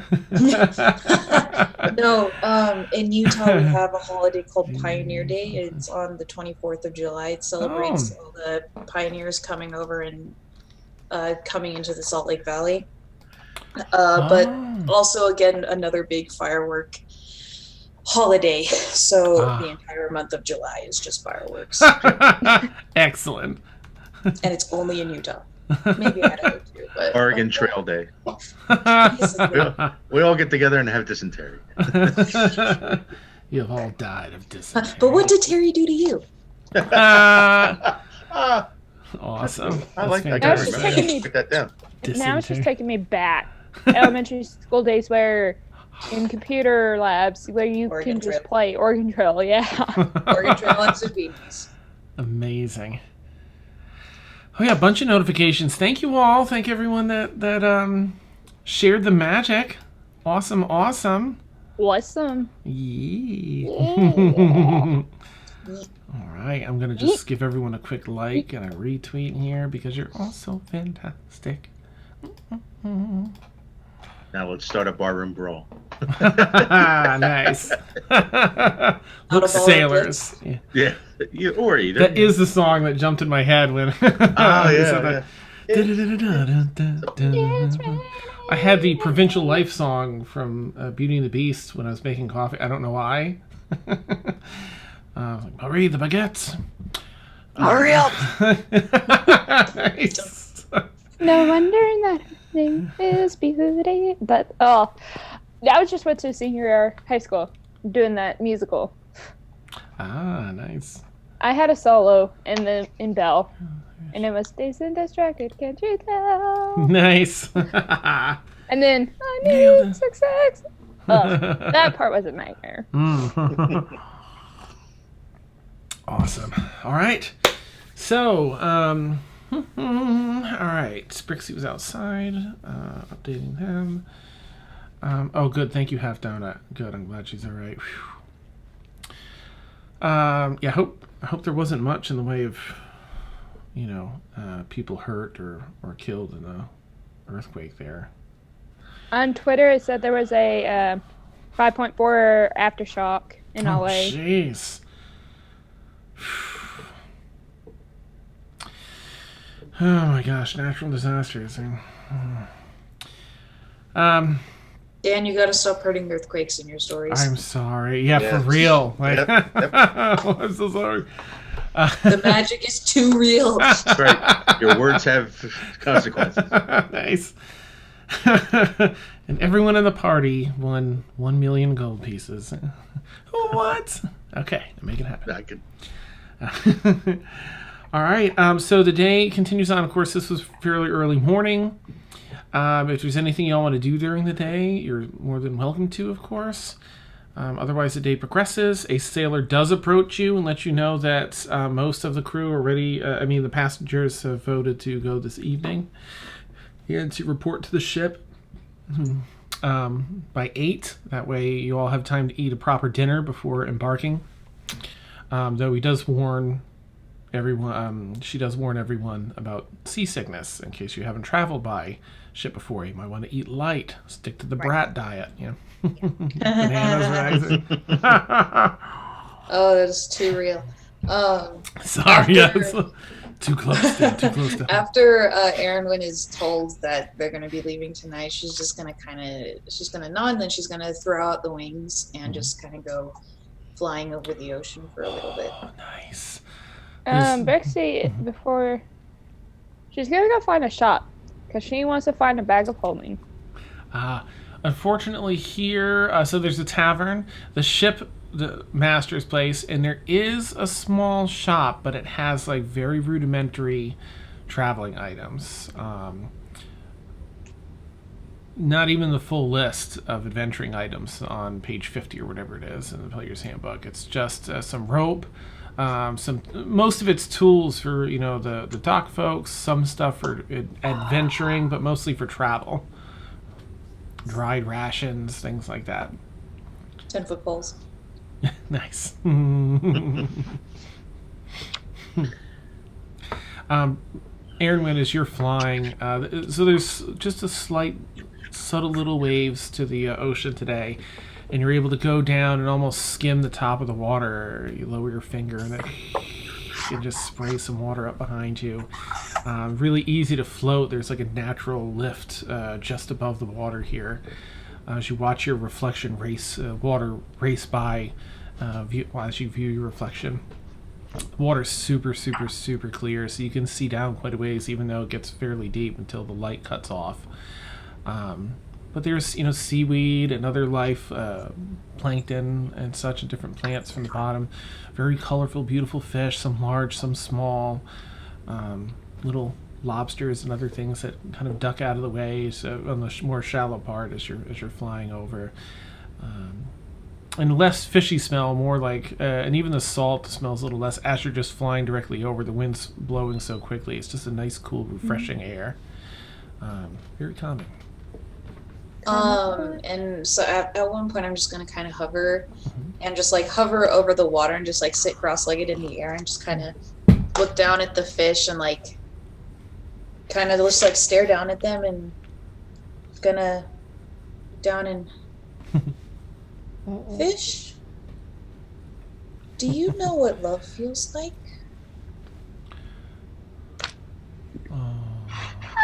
School of fish swims And by. that's all. That's awesome. And then she's just gonna keep flying. She's gonna sit there for like way too long and then start flying back after she realizes, oh, my wings are gonna fall out. Nice. Because they only last an hour. Galathor sneezes somewhere else.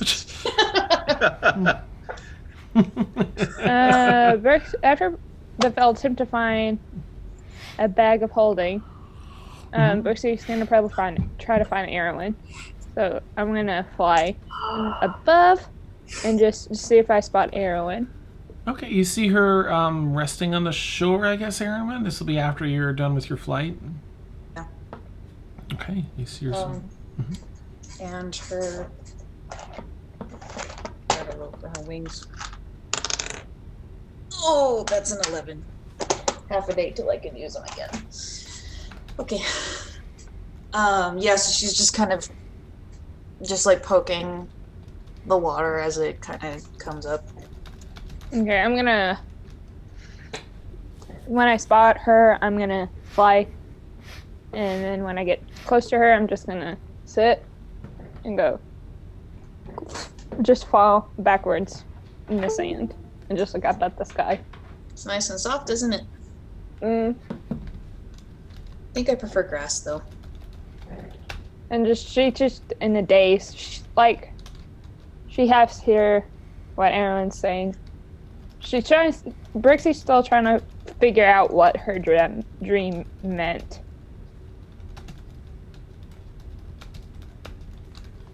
Yeah, she's just gonna kind of look off too. Okay. All right. Just two winged people just going. And then Mellow's just on my stomach. Okay. Is Mallow an actual dragon? He looks very much like the Luck Dragon from Neverending Story. As far as whether or not he's an actual dragon, She. oh gosh, I don't know. A she. Oh, he. She. Remember? Oh, okay, yeah, that's right. I succeeded my animal handling check. Ah, and- that's right. To sex the dragon creature, he had to find out. Okay, When she was first hatched. that's right.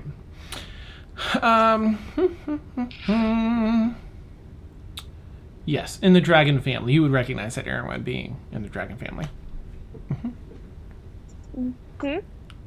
Like Brixie's just, again, she is just half listening. So when she realized Erwin was talking to her, she goes, "Huh? Where did you get your dragon? Well, a friend of ours found that she was in her egg, and then she kind of hatched. Did not know what she was, so I researched a little about, and then I come to find out she's a luck dragon." Mm-hmm. May I? Oh, and then she's like gesturing out to hold her. I command Mello to lean on Erwin's hand. Okay, let me just do a roll for Mello. I'll speak in Draconic to Mello, just kind of like, "Come here, friend." Okay, yep. She hops down and comes over and gives you a bit of a sniff. She usually doesn't sniff folks, but kind of, lands on your arm. She takes up about the length of your arm. White, there's sort of a fluffiness to her, except her wings that have like an iridescent scaling. The 4 paw legs underneath are a little more akin to a canine, but short. It's, again, like the dragon from the printing story. She kind of gives a sniff and immediately goes into the purr that she has. And I'll just squeak. Because that's what you do when you have a dragon. Is it night, Dan, or is it still day? It's still day. It's like afternoon, yeah. Yeah. Okay, I'm gonna use my wings to shield my eyes. Mm-hmm.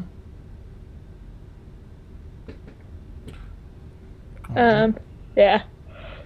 And she's just trying to figure out what her dream meant. Like, does the city look familiar to anything that I've seen? Like the city of brass? Nope, this one seemed to be, from what you could, where you were and what you could see, it looked like a number of large buildings, possibly a city. Not definitively buildings, but they held that shape. But you did feel as though that darkness was racing towards people there. But nope, not anything that you recognize. But it must have been a fairly grand city to stand above the forest from the distance you were at, if it's a city. Cool.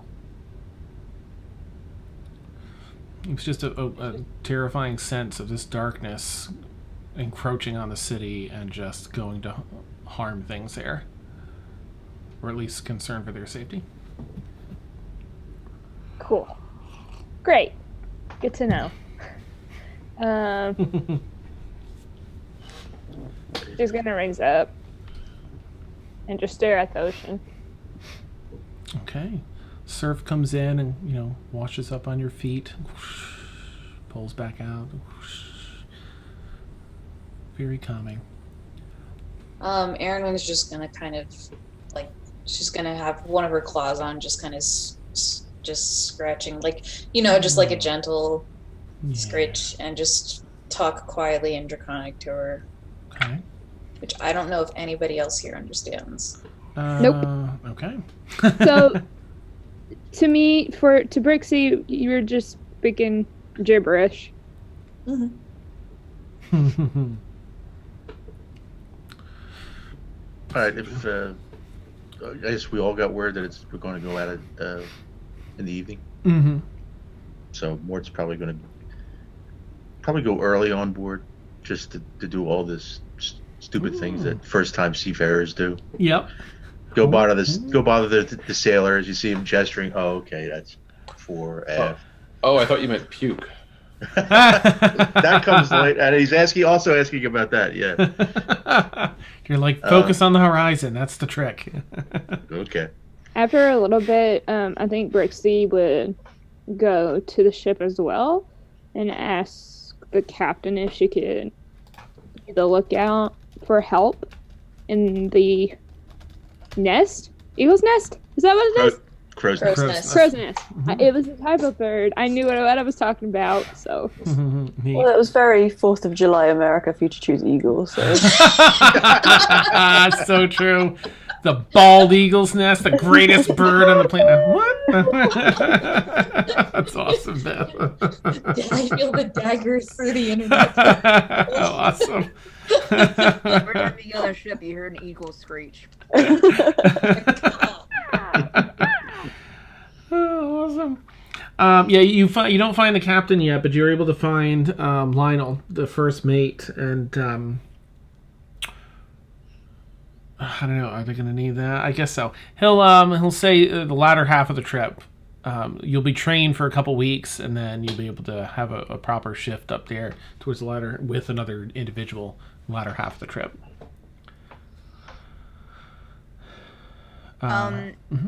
Before I head out to the ship, I'm going to get some bread from the bar, a whole loaf, and just wrap it up and put it in my bag. You need a picnic basket of holding. Yeah.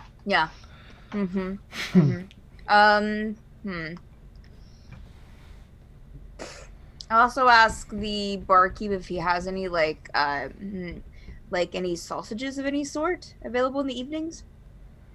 There are some. Meat.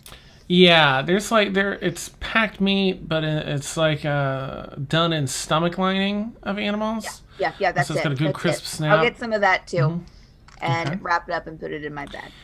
As you're putting that in your bag, you do see that some of the sausage has been in your bag. It's starting to turn. I will throw it out. Okay. Anything that's still in there, I will just replace with the bread and the fresh. The fresh. Okay. Perfect. Restock, resupply. Yes, I will restock. Make sure everything's fresh. Everything's still good on our tab. We need it.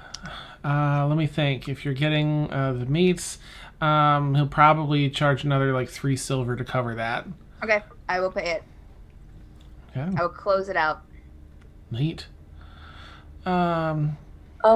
can I go to the like basic store that you were saying about? Yeah. And can I see if they've got a couple of items? Sure. Are you going as puppy? No. I'm gonna go find a little alleyway and go, boy. Oh, cool. Okay. You come out with the little boy clothes you have in your person. Okay. I don't necessarily need to RP this because I'm not sure how, excuse me, well stocked the place is. Should I just like read out kind of what I want and you can let me know? Yeah, absolutely. Let's do that. Excuse me. No problem. Okie dokie. I like to buy a piece of chalk. They have it. Awesome. Let me just write it down. Chalk. A mirror. Like a little handheld mirror. Yeah. Let me roll. Ooh, yep, they have it.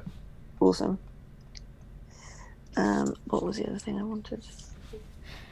And a signal whistle. Signal whistle. Oh, they definitely have that here. Yeah. Mm-hmm. You've Awesome, already got that's the all. prices and stuff. Okay, cool. Yep, they're just the standard PHP prices here. So no Cool. markup. Awesome. Not bad. Thank you very much. Mm-hmm. All right. Airman, having spent more than 5 minutes outside, you end up with a bit of a sunburn. That's just my life in real life. That's awesome. My life in real life, too. Once I feel the crisping start to happen, Oh yeah. because that happens after about 30 seconds, I'm gonna just let the scales go. Just like nope. Nice. Sunblock. Yep. Awesome. not having that today. Not today. Too much D. Awesome. I want to make a joke about too much D, but I know, I did that on sorry. purpose. Like, but which joke is the best? Because I don't know which direction to go with that. Awesome. I got it. Oh. Yeah. Let's see. In my head now. Thanks, guys. You're welcome. So the day progressed. I'm sorry, Emil. Was there anything you wanted to do during the day, or just hang about? I don't really think so. I mean, yeah, no, that's fine. All right. Galathor also sort of does his best to prep. He goes on the ship a little bit early just to inspect it, make sure that it's sort of up to his standards. Picks out the cabin that he likes and sets up in there. Evening ultimately rolls around. So there's dinner served at the tavern, which is a fairly hearty meal for any of you that choose to partake. Before some lanterns are set up out in the dock. Of course, the days are fairly long because it's summer. But by, I think they said by 8 o'clock, or start boarding at 8, they'll leave at 9, I think it was. So they set some lanterns out at 8 and ring the bell to alert everyone in town that it's time to board. Are you all picking cabins that are near one another? Yes, I'm next door to Galliford. Okay. And no one is surprised. All right. I think Brewer might try and bunk with Blueberry, if Blueberry's Cool. amenable. Okay. Oh yeah, for sure. Neat. All right. Let's see.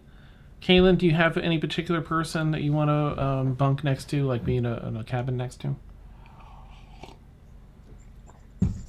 She would probably try to find a cabin amidst the other cabins. Like, that makes sense. Like, having to be kind of Center? either in the center of our row of cabins or whatever. Okay. Yeah. All right. And Mort, is there any? I guess I'm just asking if there's anything specific. Like, I want to be close to the stairs up to the deck, or I want to be. This is the first level down from the deck. Probably being a first time seafarer, he'll probably look for something so he can get up to the deck if needed. I take it the cabins probably don't have portholes or anything like that, so probably not, right? No, it's a pretty nice ship. Seems to be under 5 years old. This particular ship. So yeah, they have some portholes for looking out. Well, that's the second use for a first time seafarer. Nice. Okay. All right. But all right, so yeah, something probably near the stairs too. Just being unsure of what's going on. And then I think just Brixie. Do you have anything that you want to?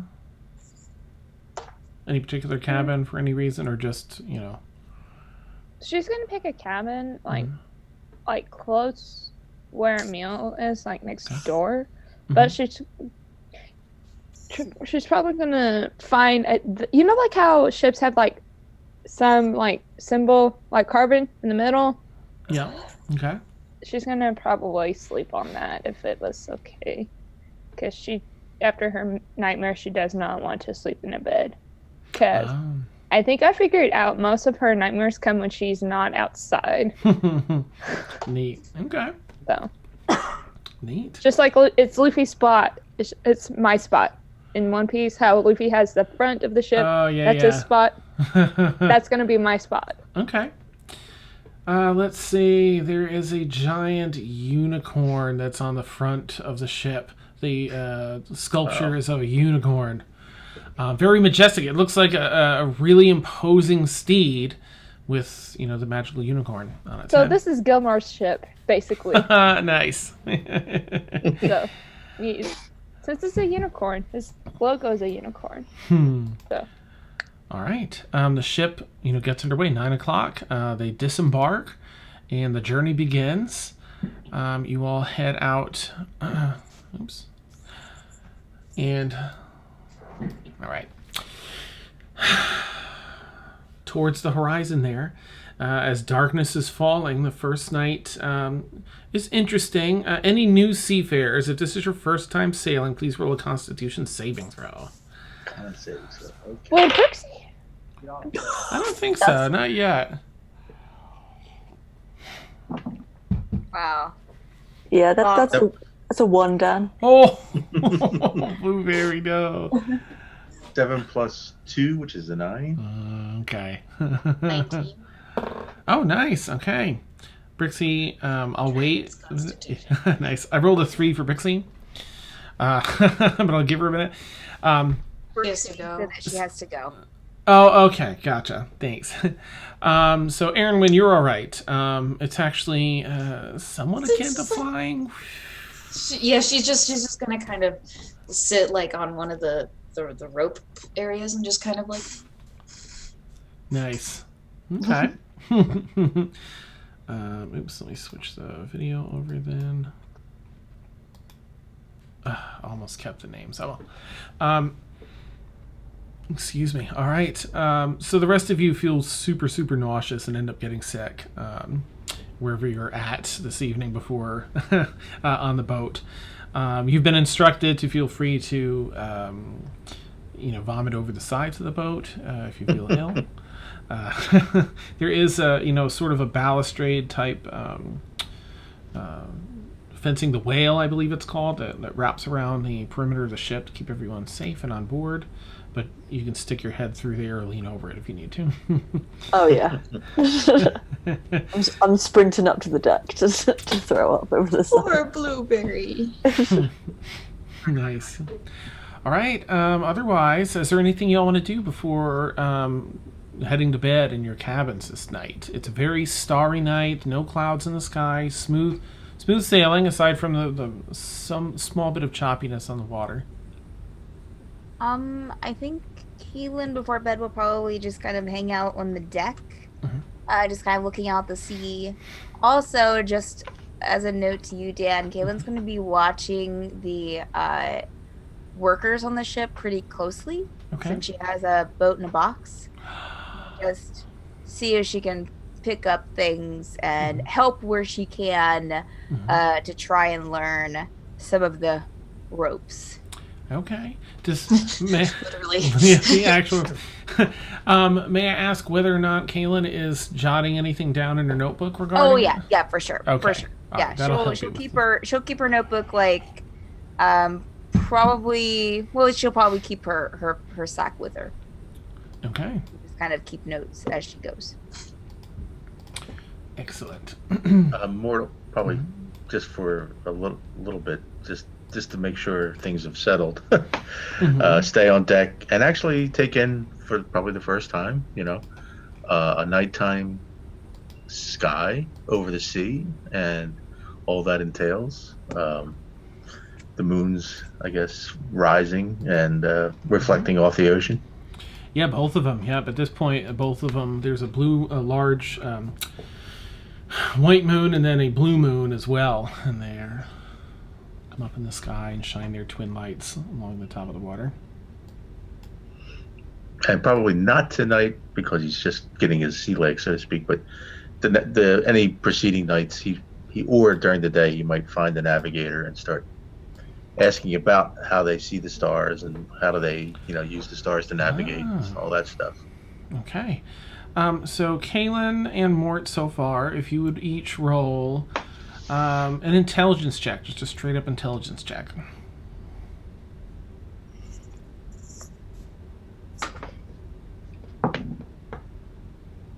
$14 plus 4, 18. Okay. That is a 9 total. All right. Or somewhere, I don't know if you keep notes handy, if you would mark just 1 point for yourself, if that makes sense. There's a system in play here I'll tell you about after. Kaylin, so you know what? Because you're putting it in your notes, you can do it with advantage because you have things to study after. I'll try different. You do expert drawings and it's sort of your thing. Not any better. That's a 4. Ooh, okay. Erin sees you taking notes and she kind of leans over. What are you doing? What are you doing? Oh, I, we have a ship in a box, so I thought Oh, that's right. maybe I should pay attention to what's happening, take some notes. Although I feel like the rocking the boat, it's feeling like chicken scratch this evening, so I might go ahead and call it a night and go inside and get some rest. That's a good idea. You feeling okay? I saw a couple of the others weren't doing too well. Oh yeah, I'm doing fine. I've surprisingly for a dwarf, I'm pretty okay. Pretty hardy, huh? Yes. We have that in common. How are you doing? How are you feeling? All right. It's like flying almost, except without my wings. I think I like flying better, but same sort of, that sort of thing. Yeah. I'd probably like flying better too. It's fun to go up in my broom. That's right, you have a broom. I forgot about that.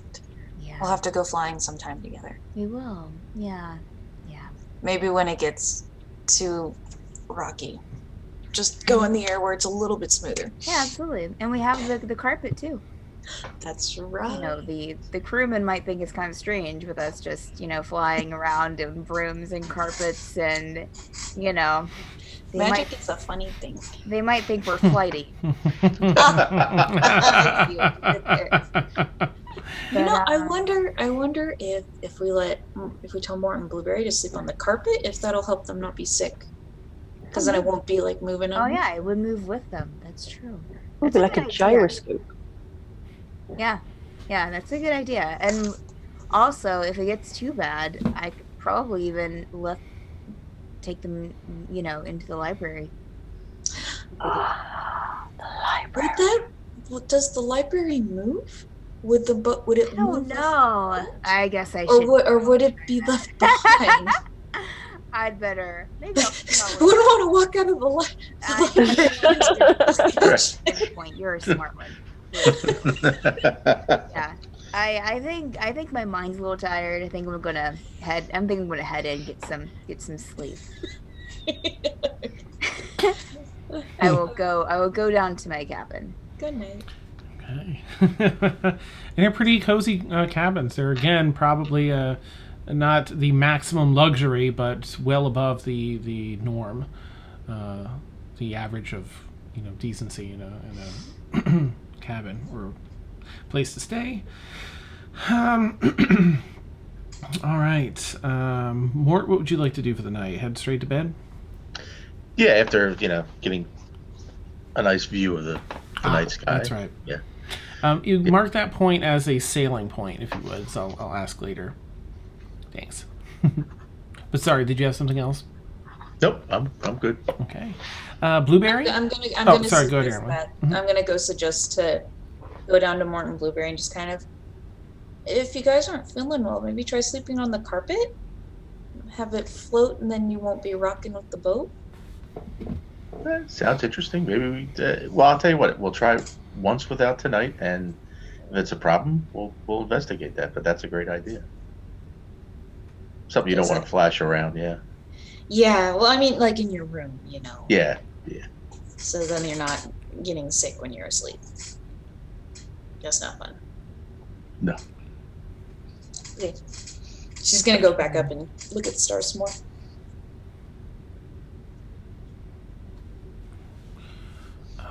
Sorry, I'm just sorting something out. Just to note, Dan, that Caitlin goes down to her cabin before I go to sleep. Caitlin's going to, I think, tack up her put up her notes. Like if she can't tack them up on the wall somehow, like sit them up on her bed, like against the wall to where she can see them. Okay. Because the cabin she's by herself in a cabin, right? Mm-hmm. Yeah. So I will, even if I just spread them out on the floor.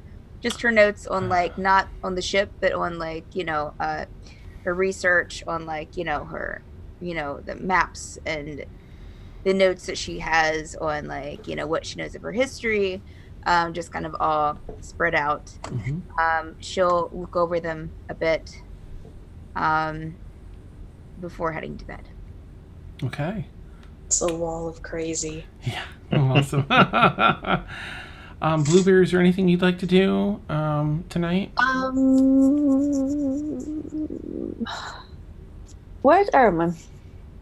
I am what is it? It's not the rigging, I'm on the deck on some of the ropes that like lead up into the sails. I don't know what they're called. So I'm like rigging, not like super far up, but like okay. like a couple of like a little ways. A little ways up. Just a little bit. Okay, no, that's cool. In that case, then I am going to just go down to the cabin, and Brew's sharing with me, right? Mm-hmm. I'm gonna curl up as best I can to a robot dude. Nice. Just to try and get like some comfort, because you know, been sick. He's got that red sort of billowing cape, essentially, scarf and cape, and he kind of twists that around front and kind of lays it out so that you have a nice, cozier spot. I just realized I could just get Brew to carry me the entire time. Yeah, you probably would. Yeah. You could get any of us to carry you the entire that's true. time. That is a fair point. Advantages to being a cute dog. Nice. So yeah, if I could get Brew to kind of like restrain me, I don't know, to make me feel safe. I don't know. I just want someone to hug me while I sleep. Yeah, okay, he does that. Swaddle you like a baby. Yeah.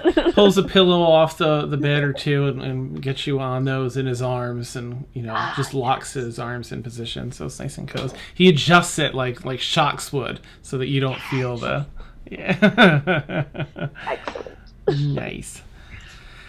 All right, Brixie's checking out the crow's nest tonight. I rolled for her, so she has a sailing point.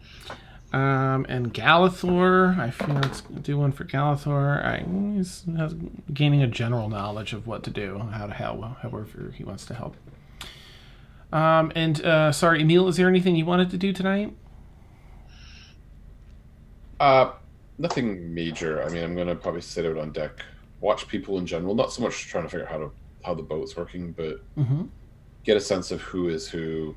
I also want to keep an eye on kind of Galathar and Aaron and just make sure they're doing okay. Okay. Not interfere, but just keep an eye on people. All right. Very well. Yep, you do, and you do. You start getting a sense of some of the people that are very strict about their work as they go about their business. Others that are more like to joke and tease, and you get some personalities identified. Otherwise, once it's bedtime, 20. Yep, everyone has a wonderful night of sleep. In the morning, Mort and Blueberry, I guess just roll one final. I'm not going to have you sick the whole time, have you roll for every day. But go ahead and do another con save in the morning after sort of having some time to acclimate. Oh, Jesus, there's another one. Wow. What was it, con? Yeah. 12 plus Can 2. Blueberry roll with advantage because Brewer's Yeah, that's true. Yeah, Brewer's doing that. Yeah, go ahead. Thank you, Sam. For... There you go. Brewer is helping though. He's your strong sister. Okay. So was that a con save? Save. Mm-hmm. Oh. Yeah, plus 2. Yeah. Oh, okay. 11. All right. Yep. You're both. You find yourselves at least not sick any longer. Mort, you're getting your sea legs. Blueberry is still a little tricky to walk around and such without feeling. I'm just going to get Brewer to carry me until I feel better. Okay. Perfect. And he does. He's eager to get there, and this is a great way to help and pass the time. Or Albus. Nice. Some solid meals the next day. Is there anything over the course of the first week of travel that anyone wants to do at all? Erin's gonna see what she can do to help in the kitchen. Okay. Because she's been watching Felix do it, and then cooking is like alchemy a little, kind of, but with food instead of potentially dangerous things. Okay. So she's gonna kind of see where she can help. All right, Aaron, make an intelligence check with advantage because you're sort of basing your thought patterns on alchemy here. Okay. Why did it have to be intelligence? Natural 20. Okay. So that's Nice. a 20 total. All right. Give yourself a sailing point if you would as well. 1 sailing point for Aaron. Sailing point. Kaylin, anything the next day? Next week, rather, aside from the training for. Yeah, other than watching, the sailors and, helping them out where I can. Probably also making notes of, like, I know I did this the last time, too, of, like, any kind of mechanisms or anything that's on the boat. Oh, okay. And also at nighttime, just kind of continuously making notes, going over everything, probably kind of manically in a way, but like not worries, not extremely. Okay. Wall of crazy. She's definitely worried, and it's definitely growing. And probably if anyone came in there, they'd be like, "Whoa." Nice. When she goes into her cabin at night, she kind of like, slightly opens the door, squeezes in, and like closes it behind her. Nice. Awesome. Okay. Is it like that meme where that person's like trying to explain something and it's got Yeah. Yeah. Awesome. All right, Kaylin, go ahead and roll with advantage and intelligence check as you're sussing out and making notes in your book for the training. Dear God, what the freak? Okay, that's a 6 total. Oh, my goodness. Yeah, it was a 2 and a 5. Okay. There you go. All right. You bet you're very distracted and you're thinking constantly in your head about the other work you're doing. Mm-hmm. Yeah. Everything's just kind of going in a million different directions, probably. So. Nice. Okay. Blueberry, make a charisma check if you would, because people are like you're helping morale. So this will be like how people are. You can do it with advantage because you're super cute puppers and it's a whole week. Oh yeah, that's better. Thank you for that. Charisma is can't add 17. Okay, yeah, people are very, ooh, there's a puppy. You're getting a lot of attention. Whether that's good or bad, I don't know for Blueberry, but you are indeed doing your part to help morale. That's Can I go and see if I can find the captain? Absolutely. Yep, you're definitely able to find her. Do you want to find her alone or with fewer people around? Okay, we'll say so. The captain's cabin is up on the back of the deck. Has a number of large paned windows and a stately door. That you're. I'm gonna cast Mage Hand and knock on the door and then dispel Mage Hand. Okay, nice. Poof. Mage Paw comes up. I can't.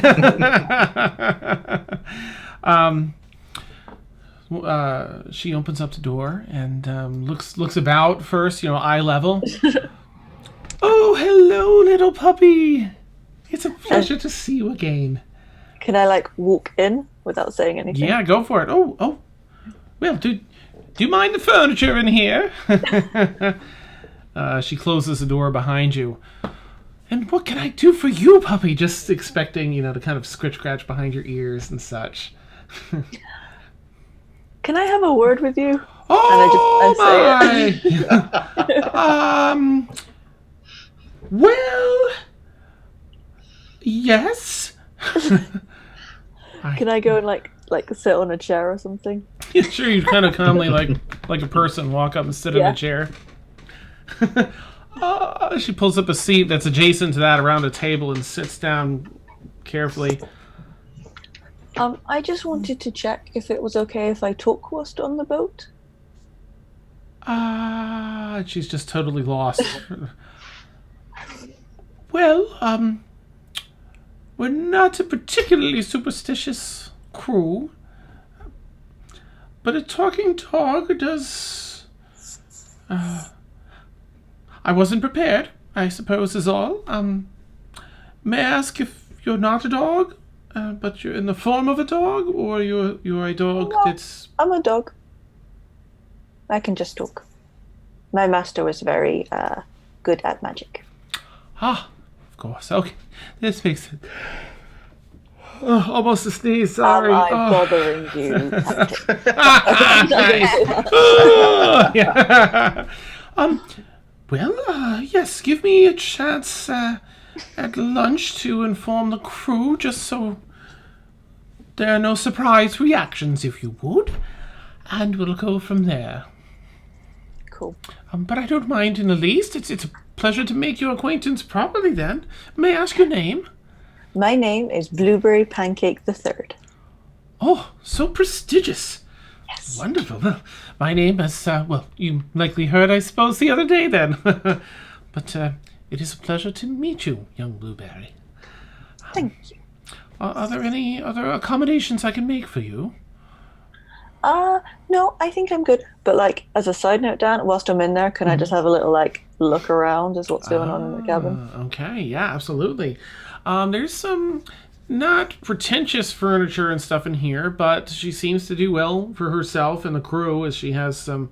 You're sitting on a nice leather chair, embossed. It's got the brass buttons in it and ridging around the edges. A very ornately carved desk, captain's desk, and chair behind it. Back windows are again. Paned glass, but has this nice little frosted edging around it. A number of books that have sort of straps, bookcases that have the straps in to hold the books in place.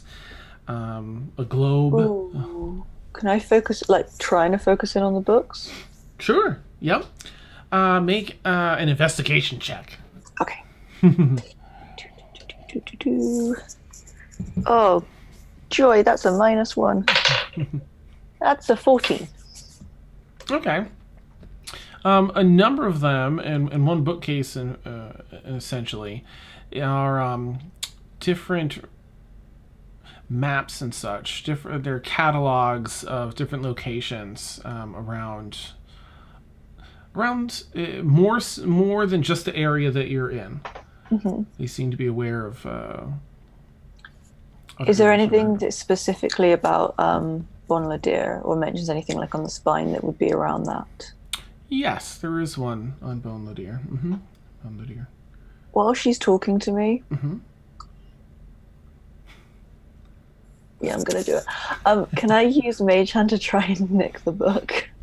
Sure. You can. Let's see. Did you get the rogue one when you got it? That I feel like maybe you had gotten the or is this from an actual? This is something special, right? This was not from your class, or it is from your. No, it's not from my class. I'm just trying to. Right. I just wanted because the regular one is visible, but the rogue one is invisible, and I feel like it would be visible. I didn't choose that. Oh, okay. Yeah. You can still give it a shot, like when she's not looking, if you want to do like a sleight of hand. Yeah, sure. Okay. Okay. All right, she'll do it. Okay. Okay. Oh, sleight of hand. Oh, come on. Oh, balls. That's a 9 total. Okay.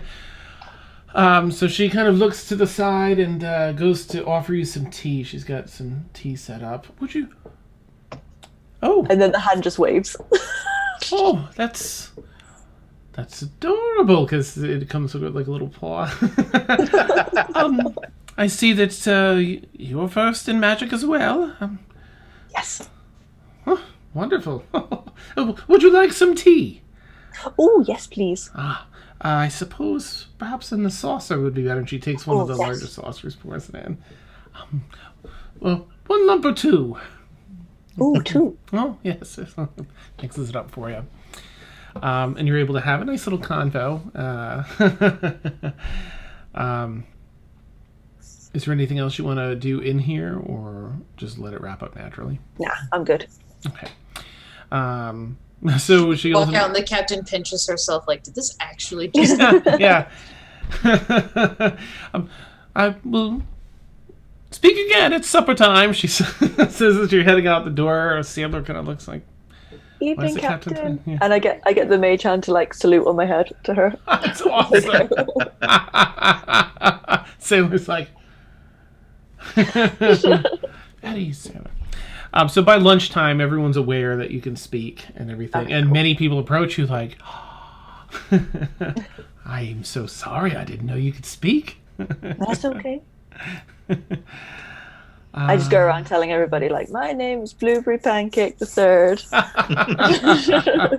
And everyone seems to be a really good sport. Like, we have some royalty here. It's a regal, a regal puppy. Oh, I love that. All right, let's see. Mort, is there anything that you'd like to do in this first week? Probably just keep up with. Well, one thing, just to try to refine his sea legs. Probably in the mornings, take brisk walks around the deck Okay. to try to like acclimate himself to the atmosphere and stuff like that. All right. But as intrusively as I can on the navigator, just like being a novice map man, yeah. like bring up my map of the southern hemisphere and like, okay, so where's the trade winds generally, and just not to be annoying. I don't want to like wear out my welcome, and like maybe dangerous areas in the off the each continent to be aware of. All right. Yeah, they while they're fairly busy, they appreciate with the role here. They appreciate your interest, and they are able to give you a few notes on some areas. They update a little bit of your map. Well, over here is that strait is no longer there, and this and that, and give you a couple areas to watch out for current areas of pirating and so on and so forth. Beautiful. And go ahead and make an intelligence check. Just a straight up intelligence check for your training this week. Intel plus. Okay, straight up +4. Okay. 11 + 4. 15. Okay. Excellent. All right, give yourself another sailing point. So I'm up to 2. Yee! Nice. Not in bell bottoms yet. Awesome. Let's see. Emil, is there anything over the course of this first week that you'd like to do? Yeah, I think at some point after a few days, I'm going to just find a time to go up to Erin and just ask her how she's doing. I'm doing all right. I did almost destroy lunch there. But I'm all right. I've never been this far out into the ocean before. I've been down to the beach, been on a little tiny rowboat, but like this is new. I'm kind of excited to go flying a little bit later, maybe if it doesn't get too windy.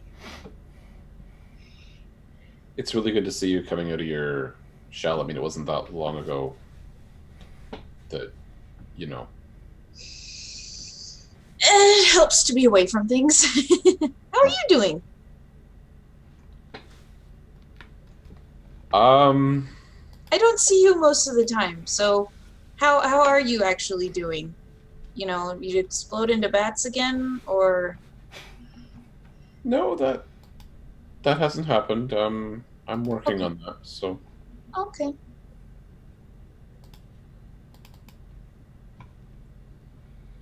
Can I ask you why that happened?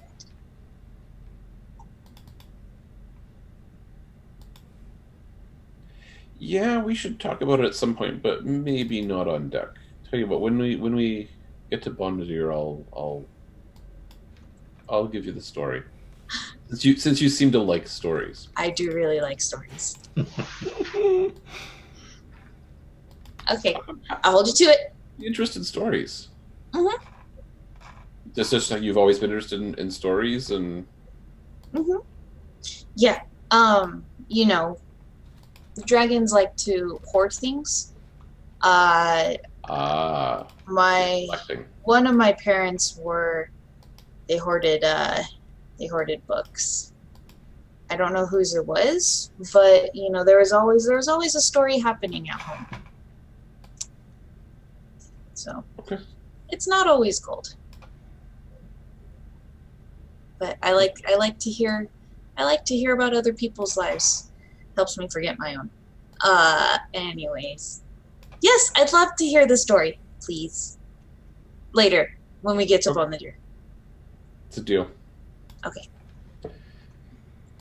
The only other thing I will do is I'll try and see if I can contact Wynn one of the nights when I'm sleeping. Oh, okay. Let her know that the bat thing happened, and you know, just get a little update on anything I can do to keep my heart struck. I think I needed to meet with her again at some point, so I don't know if you want to have a whole conversation with her, but if not, I can just be generally focusing on keeping my humanity while I'm on the trip, and Okay. just keeping Wynn appraised of what happened. All right. Make a wisdom check if you would, as you reach out.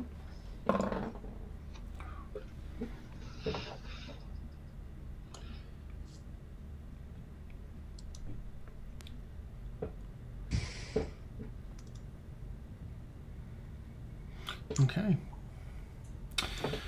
You reach out, and while you feel that connection intact, you don't feel you don't reach your presence, but you do still send out the thoughts, your updates. That first week. Am I able to get to that kind of hall that I would get to sometimes that has Eckhart's painting in it? Yes. Yeah. Absolutely. There are not as many lights lit along the sides as normal.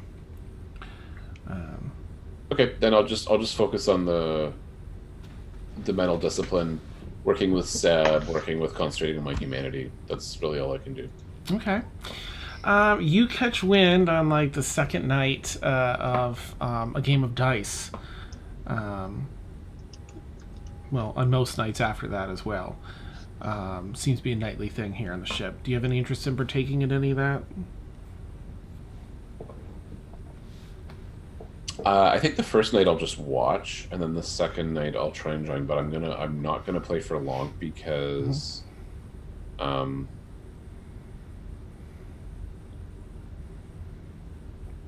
yeah, I'm a little worried the sailors be superstitious. So I'll ask if I can play a few rounds and throw in a few coppers, but not for long. Just kind of ritually rather than. Okay.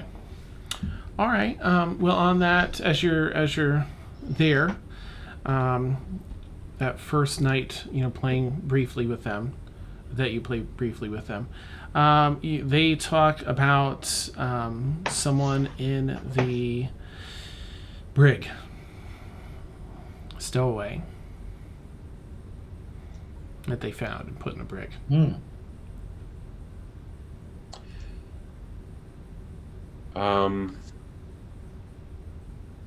Was this someone that perhaps we saw in Fin de Marais? Do you want to ask them? They haven't mentioned the features yet, just that they caught it's a male. They caught him stowing away and put him in the brig. They have like a derogatory comment about them. Okay, well, I'm going to ask if it was at Fin de Marais and if it was potentially somebody who was perhaps following us, because I'll put it that way, that I'm concerned somebody may have been following us. Well, yeah, that's where we found him. Shortly after we left port, a few hours maybe, down in the hold. I could bring you down there. He's locked up safely if you want to see if you know him. Maybe when he's sleeping. I don't know that I would want him to see me. Sure. All right, we can arrange that. Okay, thanks. Yeah, we don't want any trouble on the ship. If someone if they're dangerous, we want to make sure we get them locked down double time. Well, it's nice that you want to, lock them up rather than throw them overboard, I suppose. Oh, yeah. It's bad luck to throw them overboard. Kill a man at sea, they'll haunt you for the rest of your life. Okay. So they finish the game, and at some point later on catch you somewhere on the ship, and if you want to fast asleep, snoring like no one's business, if you We'll take a peek. Okay, let's go. Okay. You head down there with your footfalls extremely quiet, following up behind, and you see in there, while it's moderately dark, the moon's reflecting the light in through a porthole in the jail. It doesn't open. It's just there with really thick glass and not big enough for a person to go in and out of. But it's there for some light down here. And let me get my notes. Okay. You see a gentleman there that you played cards with. You played dice with in the inn. The Australian gentleman, human male, fast asleep, snoring stupidly loudly. Draped half on, half off the cot. Okay, I'll back out, go up the deck, and then tell them that I do recognize them and that, I appreciate them showing to me, and I'm a little concerned. Yeah. And I'll let the others know that someone that we met that I met in Fedamare stowed away, and don't know for sure that they're following us, but it's something we should at least be aware of and consider. Okay. And do you all have any reactions to that? Don't have to if you don't want to. He's locked up tight. He's okay. Yep. All right. What kind of did he seem dangerous when you played cards with him? No, but I mean, there aren't a lot of reasons to stow away on a ship that you don't know where it's going or that's going to a remote location like this. So it's possible we're being followed. Or maybe someone else on the ship is. That's true too. Did he seem overly interested in what you were doing when you were playing cards with him?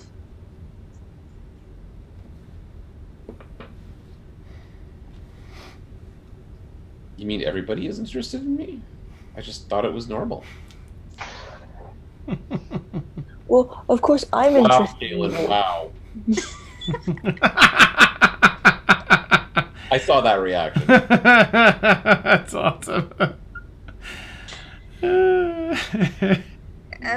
me rephrase. Did he seem more interested than your average person in yourself? Awesome. I didn't think so at the time, no. I would have said I was the one asking the most questions. Did we ask him?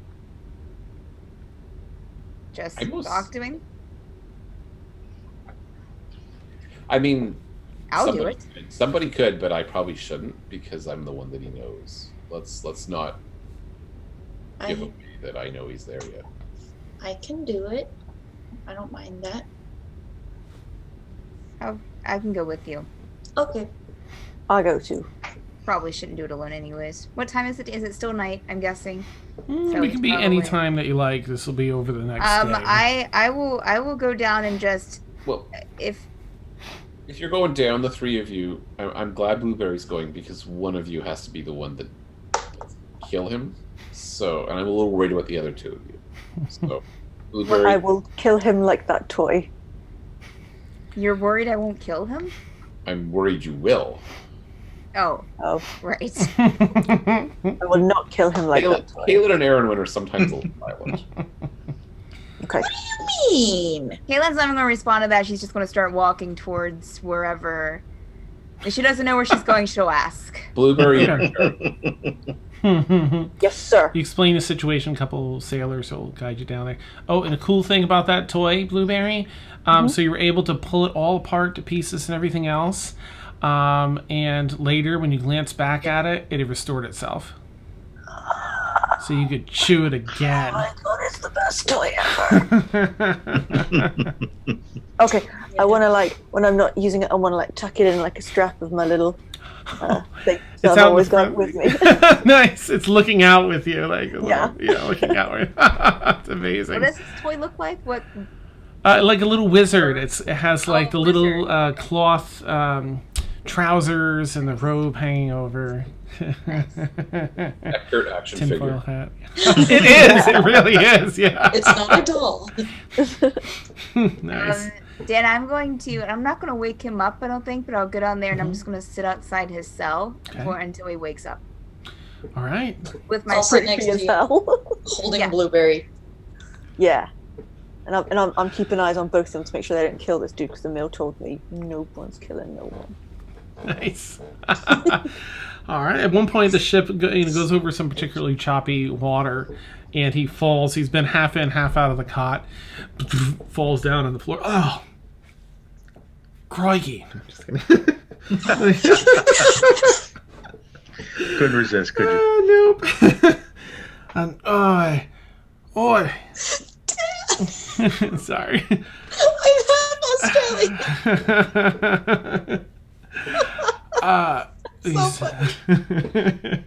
He sees you all standing there like Aaron Wynn with Blueberry and Blueberry looking and Caitlin's eyes She narrowed. doesn't look like that. She's just kind of like, Well, Hey, good day. so, you stowed away on the ship, huh? pretty ballsy. It's a misunderstanding. Why are you here?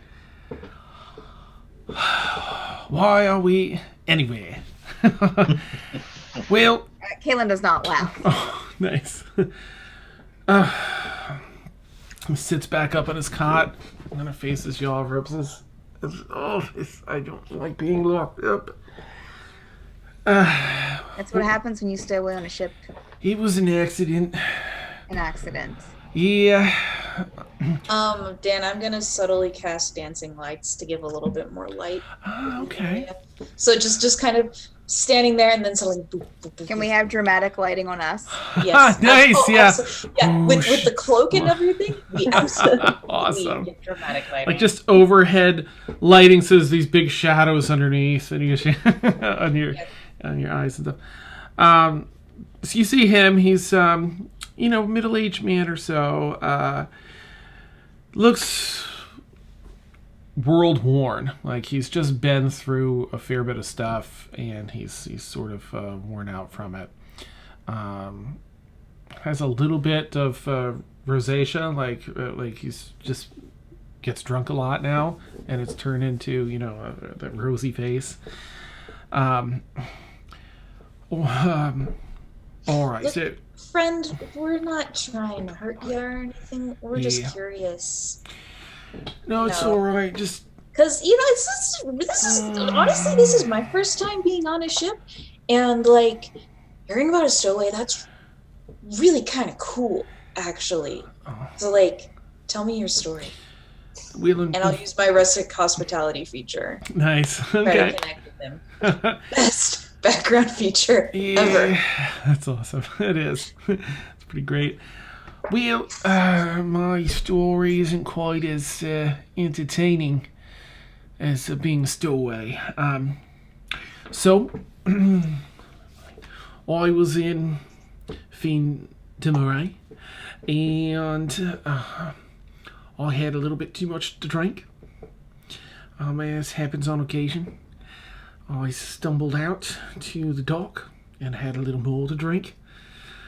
Found myself under the dock and had a little more to drink. Can't hold your liquor very well, huh? No. Of course, drinking and water don't go together very well. I found myself awoken with a lungs full of water. And tide had come in just a little bit more than I had been expecting. In my hurry for air, I used an ability of my illustrious cape, which has been confiscated by the crew here, to teleport teleport about to the closest location that had some air. Of course, that was in the hold of this ship, apparently. And, well, I proceeded to pass out. They found me a little while later, a few hours. Insisted I was a stowaway, and it certainly looked that way. But the money I had to pay for passage, even though I don't really like being on ships, is unfortunately back at the inn in Marais. They didn't really want to believe such an outrageous tale. Do I believe such an outrageous tale? Nice. That's up to you. If you want to do an insight check. I want to do an insight check. Okay, go for it. I rolled a 2 and I have a -1. Oh, you believe So it. a dirty one. Yeah. I mean, I connect with these people all the time. So it's like, oh yeah, I mean, town drunk, totally believable. Yep. Magic cape. I mean, he's like your brother practically. I have that spell. Awesome. What'd you get, Caitlin? 14. Okay. Yeah, he seems to be genuine. In fact, he seems to be kind of frustrated that he's on the boat. As he said, he doesn't like sailing and did not intend to travel wherever this ship's headed. Frustrated that his cape has been taken since it's a magic item. And it's that mixture of like having given up on any semblance of, pride or responsibility, but also mixed with a bit of shame for getting that drunk and ending up in the situation. Do you know where this ship is heading? No. Do you? We're not going far, are we?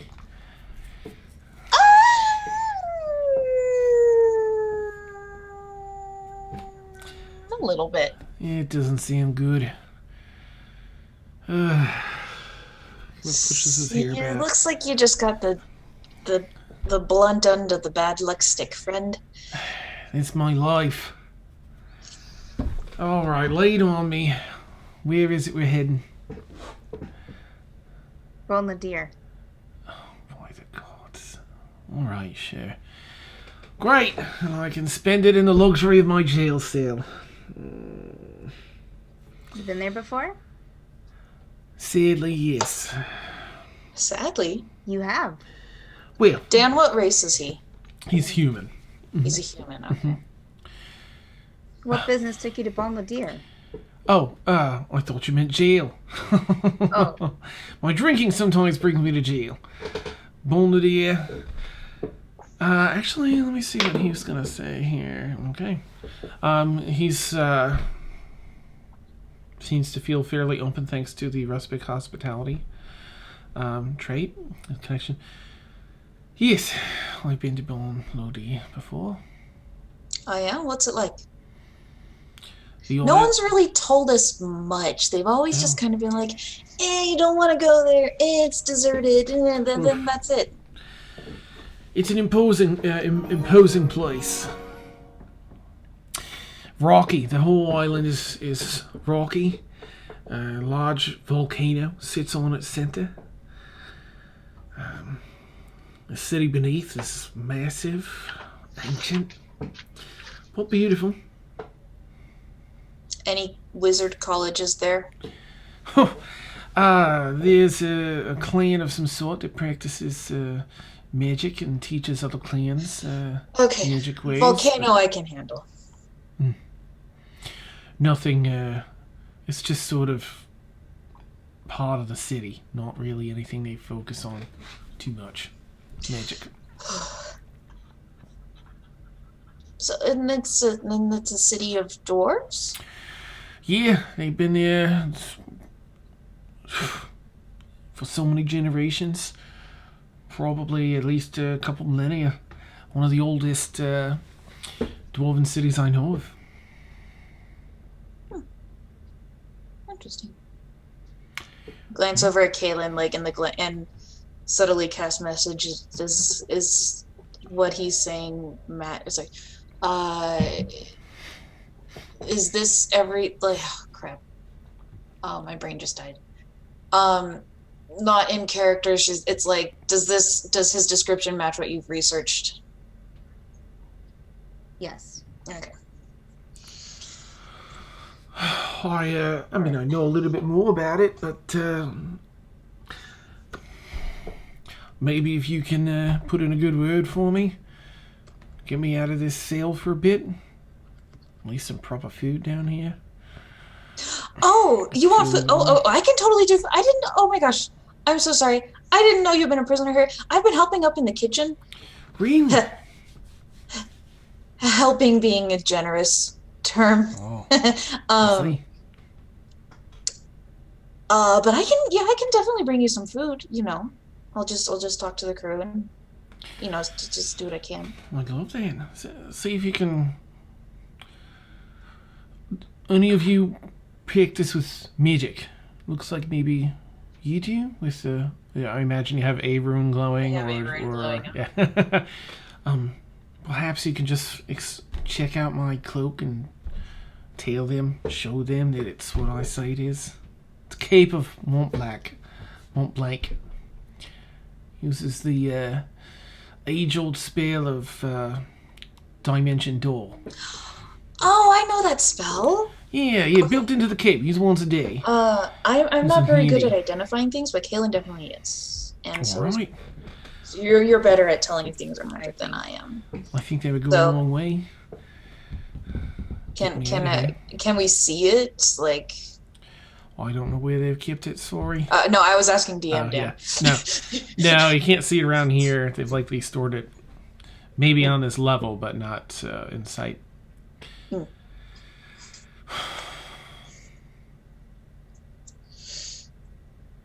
Okay. Kaylin's just gonna turn and leave. Okay. Oh.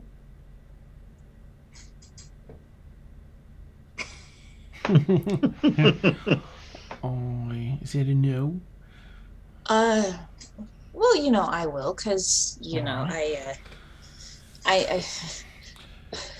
I grew up in a small village. I know how the town drunk gets, especially when you give someone a magic item. And I know how it gets when you kind of lose your head and you use magic items too. So Yeah.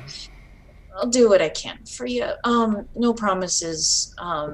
And it also is apparently the middle of the night, so I'll bring you breakfast if I can. I still got to talk to people, and Seems good. a lot of them are asleep. Thank you. Thank you very much. Oh, Blueberry. This is a question for Dan. Oh, okay. When you send a message, does the person you're sending it to know who it's coming from, if that makes sense? I think that they hear it in their voice, like in their head. They hear the sender's voice in their head, so there would at least be arguably, that. if he doesn't know I can speak, he won't know it's from me. Right. Interesting. Okay. Nice.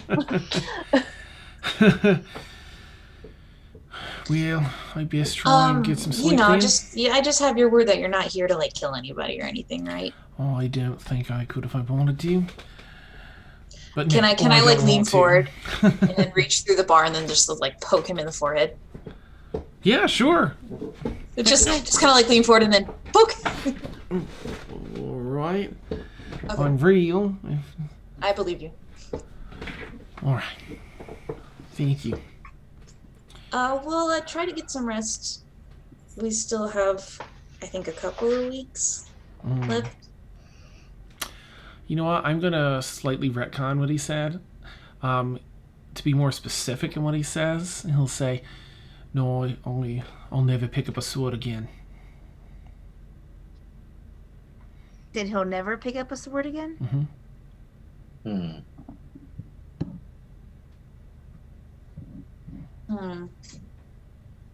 All together now. So she had been like half standing up, and then she kind of sits back down and goes, "Okay, tell me more of your story." Make a persuasion check. With advantage because rustic hospitality? Not with this particular case. Yeah. He shared a bit more already than he normally would. Ooh, I forgot I have that high persuasion. 28. No, Wow. 26. Okay. Whoa. All right. Now, this is something where he's still very guarded about it. You can see a lot of shame come over his face as you ask for more of the story. And I'll do my best to be just like, kind of like, just like do the sympathetic look, like, I'm here to listen. But I'm also insanely curious. Nice. Tell me everything. Well, oh, thank you, Miz, for the raid. Woo! Well, I used to be a bit of a fighter. Oh, yeah? For a long time, I thought I was doing what was right. Were you an adventurer too? Of sorts. I tried to help people. Tried to follow my moral compass. But I found that as the more time that passed, the more I realized that the bad always outweighs the good. Much as good as I tried to do, I'd often create more bad from it. As much evil as I put down, thrice more grew up in its place. I had a feeling of sorts. I failed some people that were very close to me, and that was it. That's the last time I held a sword. And that's when you picked up the bottle instead. I needed something to keep their voices out of my head. Screams and such. Oh, I know that. Yeah, I know how you feel.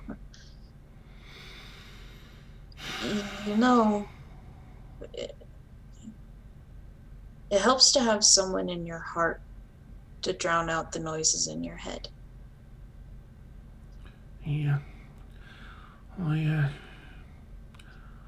don't trust my heart anymore. People aren't safe in there. I don't very much like letting people get close. That's where they can get hurt. But it's a lovely notion. You learn a few things when you travel. But it really does sound like you got whacked by the bad luck stick over and over again. Holy cow, man. Yeah, I suppose so. Well, if you need to talk, I'll listen. I appreciate that. I appreciate your efforts to get me out of this jail cell. I don't really like being in enclosed spaces like this. It's a little bit much down here. I mean, it is a nice ship, but it's better to be out in the open air. I feel like you know what it's like to be caged, perhaps, Tim. A few too many days in a place like this, you won't forget it. Year too many days. Yeah. She's holding Blueberry, and Blueberry, you can feel her start to like shake a little bit. She's just kind of I'll again, I can't make any promises, but I'll do what I can. And for sure I'll get you some breakfast beyond just galley slop. Appreciate it. He lays back on his cot, and of course he has like the Aussie hunter hat, like with one brim pinned up to the side. Lays back and puts it over his head.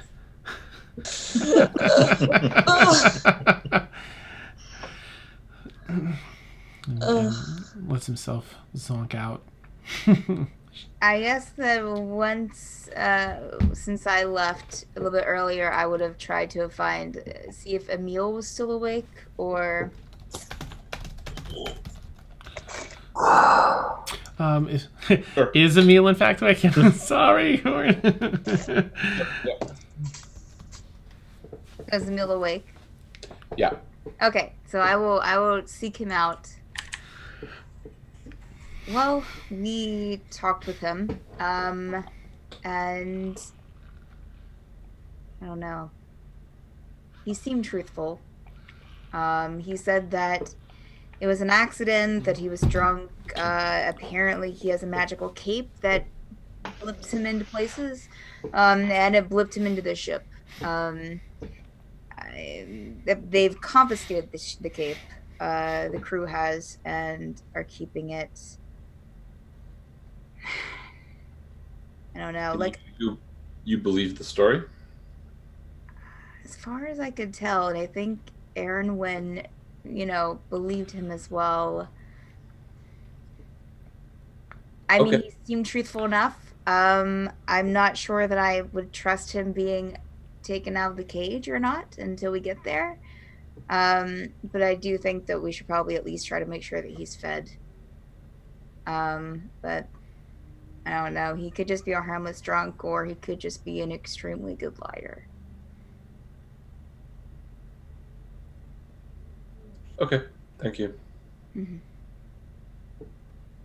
All right, I'm going to catch up on my sleep. As we're walking out, I kind of whisper down to Blueberry, "What did you think?" Well, I think you didn't kill him, so my mission was completed. Uh-huh. I mean, he's no threat while he's in there, so I guess we don't have to worry about him at the moment. His story was sad, though. We all have sad stories. Tragic backstory, trademark. Yeah. Only way to make a carrot.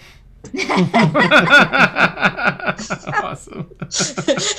Blueberry and Aaron would look at the screen. Yeah. Awesome. Neat. Then Blueberry snuggles into Arwen because he could feel that she was, getting a little bit. Close. Yeah. Do you mind staying with me tonight? I don't want to wake up Galithor. Can I sleep on the bed? Yes. Yes. As long as you don't mind me snuggling. Oh no, I encourage it.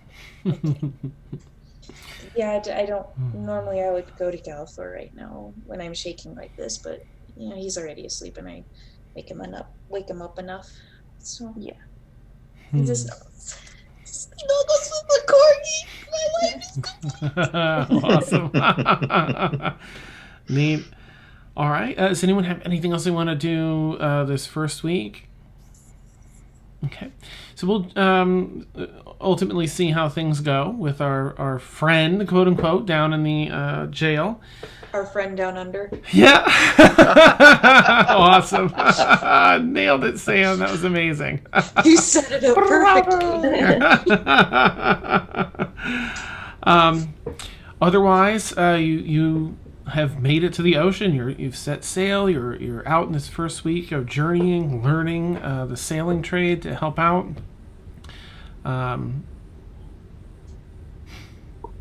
It's warm out here, but on the ocean it gets pretty chilly at night. So you've had good weather so far, open skies, starry nights, and plenty of time to think and. Well, it's been an enjoyable week so far for those that like being on the ocean. I'm going to say Brixie's probably done a little bit of flying, and she's still getting accustomed to her wings. She'll probably have flown around a little bit. Galithor, I don't know. We'll fill in the blanks when we get Ed back. See what he wants to do, or I'll send him a message this week. But otherwise, somewhere on that distant horizon lies Bohn Lodihr, and Brewer's eager. Kaylin's eager. Everyone's there in support. A beautiful journey ahead of y'all. And we'll wrap up tonight's session there. Thank you, players, and thank you especially Beth and Warren, since I know it's stupidly late for both of you. And I mean, I know it's morning time for you, Beth, so extra thanks. And Go to sleep, my little corgi. oh my gosh, it burns! And Warren, thank you for sticking out. I know we ran a little bit after tonight, so thank you for everyone for sticking out. Warren especially, as I know it's the end of a long week. All right, and thank you, viewers. Yes, thank you for all the tweets today. Thank you for the raid, Ms. Chinandler. And thank you for all the cheers, no marbles, and just all the wonderful chat, as always. For anyone who doesn't know, you can catch us here in Stormfall every Friday night from 10 p.m. to 1 a.m. Eastern Time. And we have our All Evil campaign on Tuesday nights, Kira's Lament, 10 p.m. to 1 a.m. Eastern Time, of which Ms. Chinandler is a player. Such a good session on Tuesday. We get a little more raunchy on that. I don't know. I feel like we've had our raunchy moments here, too, though. I feel like... It's suggestive, not like raunchy, though. Yeah, Kira's Lament definitely gets down and dirty. But both wonderful shows. Everyone's just so fantastic. I love it. They take me along for a fantastic ride here with their interactions. So great. So thank you, everyone. We will catch you all soon. Have a great night. If you want to catch any previous episodes, because I'm caught up and all that, hooray! You can catch them all on YouTube. Please consider subscribing if you want to. And you'll see them usually a couple days after they'll be uploaded and ready to roll. Have a great night, everybody. We'll catch you later. Bye. Bye.